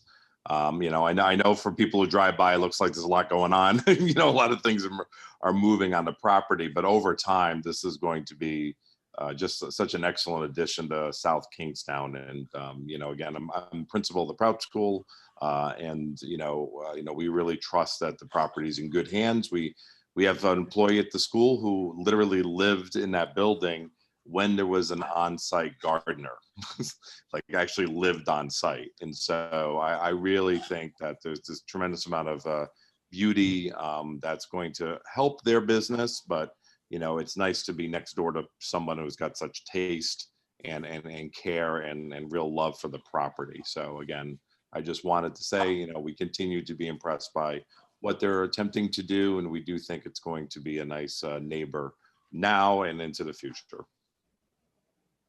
Yeah, thank you for your comments. So, any comments from board members or staff? Hearing none, the staff has started a draft motion for us to review. What's the board's pleasure on that? I would like to see a little bit more on the landscape end of things, or have some reference to that in the motion. I know they want to get going, but Well, from the whatever other people landscape think. regulations, I'll ask staff, have they met our landscape requirements? I mean, this is kind of a rehab of an existing property, and they haven't put up any new buildings, or they haven't even created any new parking lots at this point. It is a unique situation. Generally, landscape plans are stamped by a registered landscape architect. So my suggestion that they have some kind of relationship with one or some kind of consultancy, I think speaks to that a little bit. And of course, to make sure that their investment is as secure as possible. Just for the board, I think on the conditions of approval, I discussed with Ryan earlier today, number 6, it does include a request for a submission of the certification from Rhode Island landscape architect that says the materials conform with the plan. I'm not sure if that's enough for the board, but I think Ryan and Ashley are open to what needs to be done with respect to this. Although at the same time, I think the landscape references in the SMD ordinance refer to parking landscape buffers and things like that, not necessarily flowers, Yeah. rivets, things like that. So they're willing to work with you, I think. Mr. Chairman, Jamie Rabbit, Planning Director. Go ahead, Jamie. I've been listening very diligently to the conversations, and thank you for the presentation by the applicant. Again, it was thorough and attempted to respect and honor. Also listening to the comment of the board members. With regards to the regulatory requirement, there's in essence, in our view, a balance. This is a unique situation in the permitting process associated with the redevelopment of a property. In essence, there's only one primary change to the exterior of this property, and that's the addition of the grass parking area, which historically could have been used as a grass parking area. We don't have evidence to support that or to the contrary of that, as well as parking along the access road. There is a conversion from some field space to vineyard space. There's some change from canopy associated with the access road. But listening to the comments this evening, I have a couple of sentences, if I may read, which may be in addition or in substitution of what Mr. Callahan referred to in item number 6. As part of the final plan approval, the applicant shall submit evidence that they have consulted with a registered landscape architect or qualified garden designer with regards to the proposed plant material and sizes associated with the development of a tribute garden, honoring and respecting the formal gardens originally designed by famed landscape architect Beatrice Farrand. This consultation shall focus on reducing investment in labor and resources in an effort to pick appropriate material for the specific setting that the plant material will be located. And the intent of the wording is so that honoring what the Shones and Morgans are trying to do on the property, that maybe that consultation eliminates resources that may have to be reattributed to improper plant selection. And again, really appreciate their ability to honor and respect that formal design by another. And as everyone was speaking, I was listening and modifying from restoration of the formal gardens to, again, honoring and tribute garden, honoring and respecting. I think that's I'm not speaking for you tonight as an applicant, but I think in your presentation, to me, that's what you were trying to do. And again, I've been involved with wholesale and retail purchasing of plant material, and I understand the expense associated with that, but also the labor and the labor of love to put that plant in the ground and get it to grow. And then even knowing what I know, I've made mistakes in my landscaping with regards to the placement of rhododendrons in front of my house, where I have 3 growing wonderfully and 3 that didn't like the shade we provided for them. So they are 1/10 of the size of the other 3. In hindsight, I won't make that mistake again. So, that was probably a $500 mistake. You're going to multiply that tenfold. Again, I think the discussion, and to your council's point, that it may be something that you're amenable to that language. Yeah, I don't issue with that language adjustment. I think in that changing 6 from what it was before to that, I don't have a problem. We have already been in contact. Actually, Ashley's father is taking the program at URI right now, and the professor of landscape architecture there has we've contacted her, but some stuff on that anyways. So, And I will point out that, you know, although everybody, and that's why I put the term in there, qualified garden designer.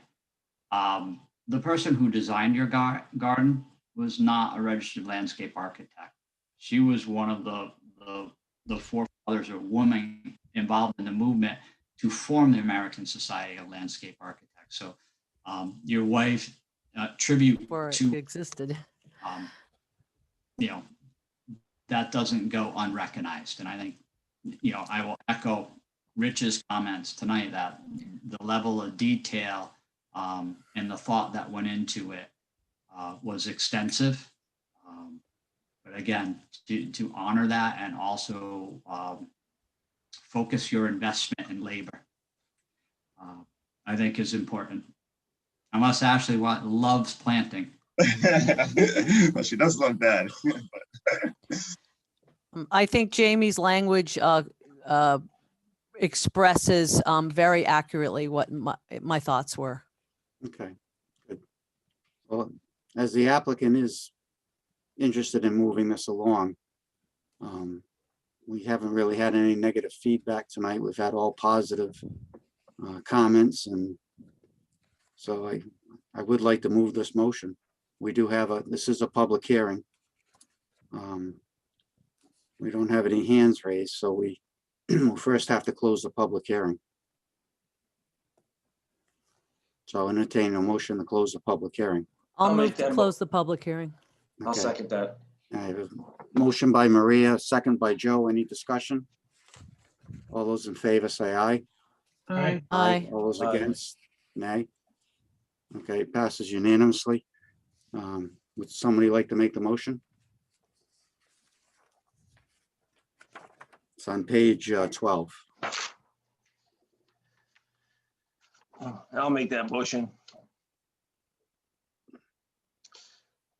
The South Kingstown Planning Board hereby grants preliminary plan approval for Phase 1 renovations, Phase 1A and 1B to the Shepherd's Run Major Land Development Project and adaptive reuse proposal to convert the existing historic property upon completion of all 3 phases into a destination resort and winery, including a hotel, winery, vineyard, restaurant, indoor and outdoor events, spa and fitness center, extended stay bungalows located on Assessors Plat 50-4, Lot 12, with a physical address of 4780A Tower Hill Road, Shepherd's Run LLC, applicant owner.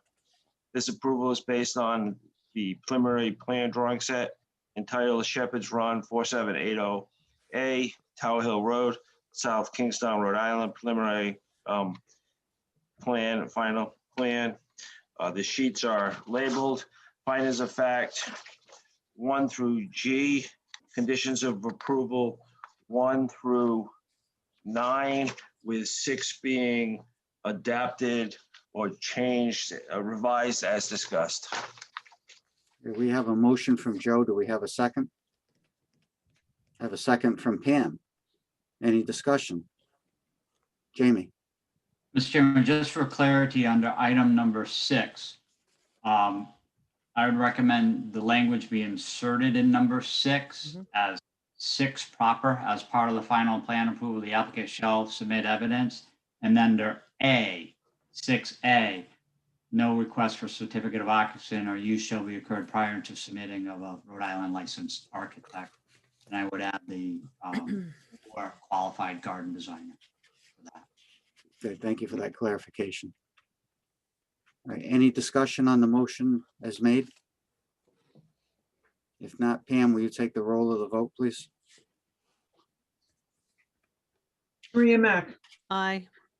Paul Jordan, Aye. Susan Axelrod, Aye. Peter DiStefano, Aye. Joe Murphy, Aye. Stephen Demasi, Aye. and Pam Rubinoff. Aye. Motion passes unanimously. Congratulations. We Thank you, look guys. forward to Really seeing appreciate all your final time and work on results. this. Really look forward to seeing it. Look forward to having you all out. Thank you, guys. Going to be a great project. Thank you. All right.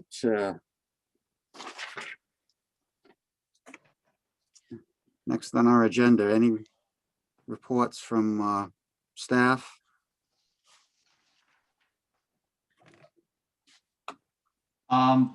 Just, Mr. Chairman, just follow up. We mentioned about the Route One Stewardship Committee. We have sent emails out to that membership about availability to meet in May. And Jay, if I'm not mistaken, I think everybody was available for that potential Thursday evening, and everyone that's responded so far was comfortable with the Zoom meeting. All but one, I believe. One, we did get one. Okay. Okay. All right. If there's nothing else before this board, Volunteer for TRC? yes. I'm not volunteering. I'm just stating Oh, the I fact that we. kind of sounded like you were. Paul Jordan, he got a get out of jail free pass because I think our meeting was 18 minutes or so. Yeah, well, he's raising his hand again. He's coming back for more. I will do it again. And we appreciate that. So, And all right. wanted to add one more thing is that we should probably have some kind of memo relative to our discussion earlier this evening about the Curtis Corner, just with an explanation of what, where we were at and the information that was brought forward so that we have it on the record. It'd be useful to have that. All right. We can do that. And there's nothing else. I'll entertain a motion for adjournment. So moved. Moved by Maria, second by Susan. Thank you, everyone. Thank you very much for getting these motions out of the way tonight. I mean, we had a couple of projects that were a little tedious, but it was nice to get them passed. So good job, everyone. So see you next time. Thanks, Bye now. everyone. Thanks. Good night. all.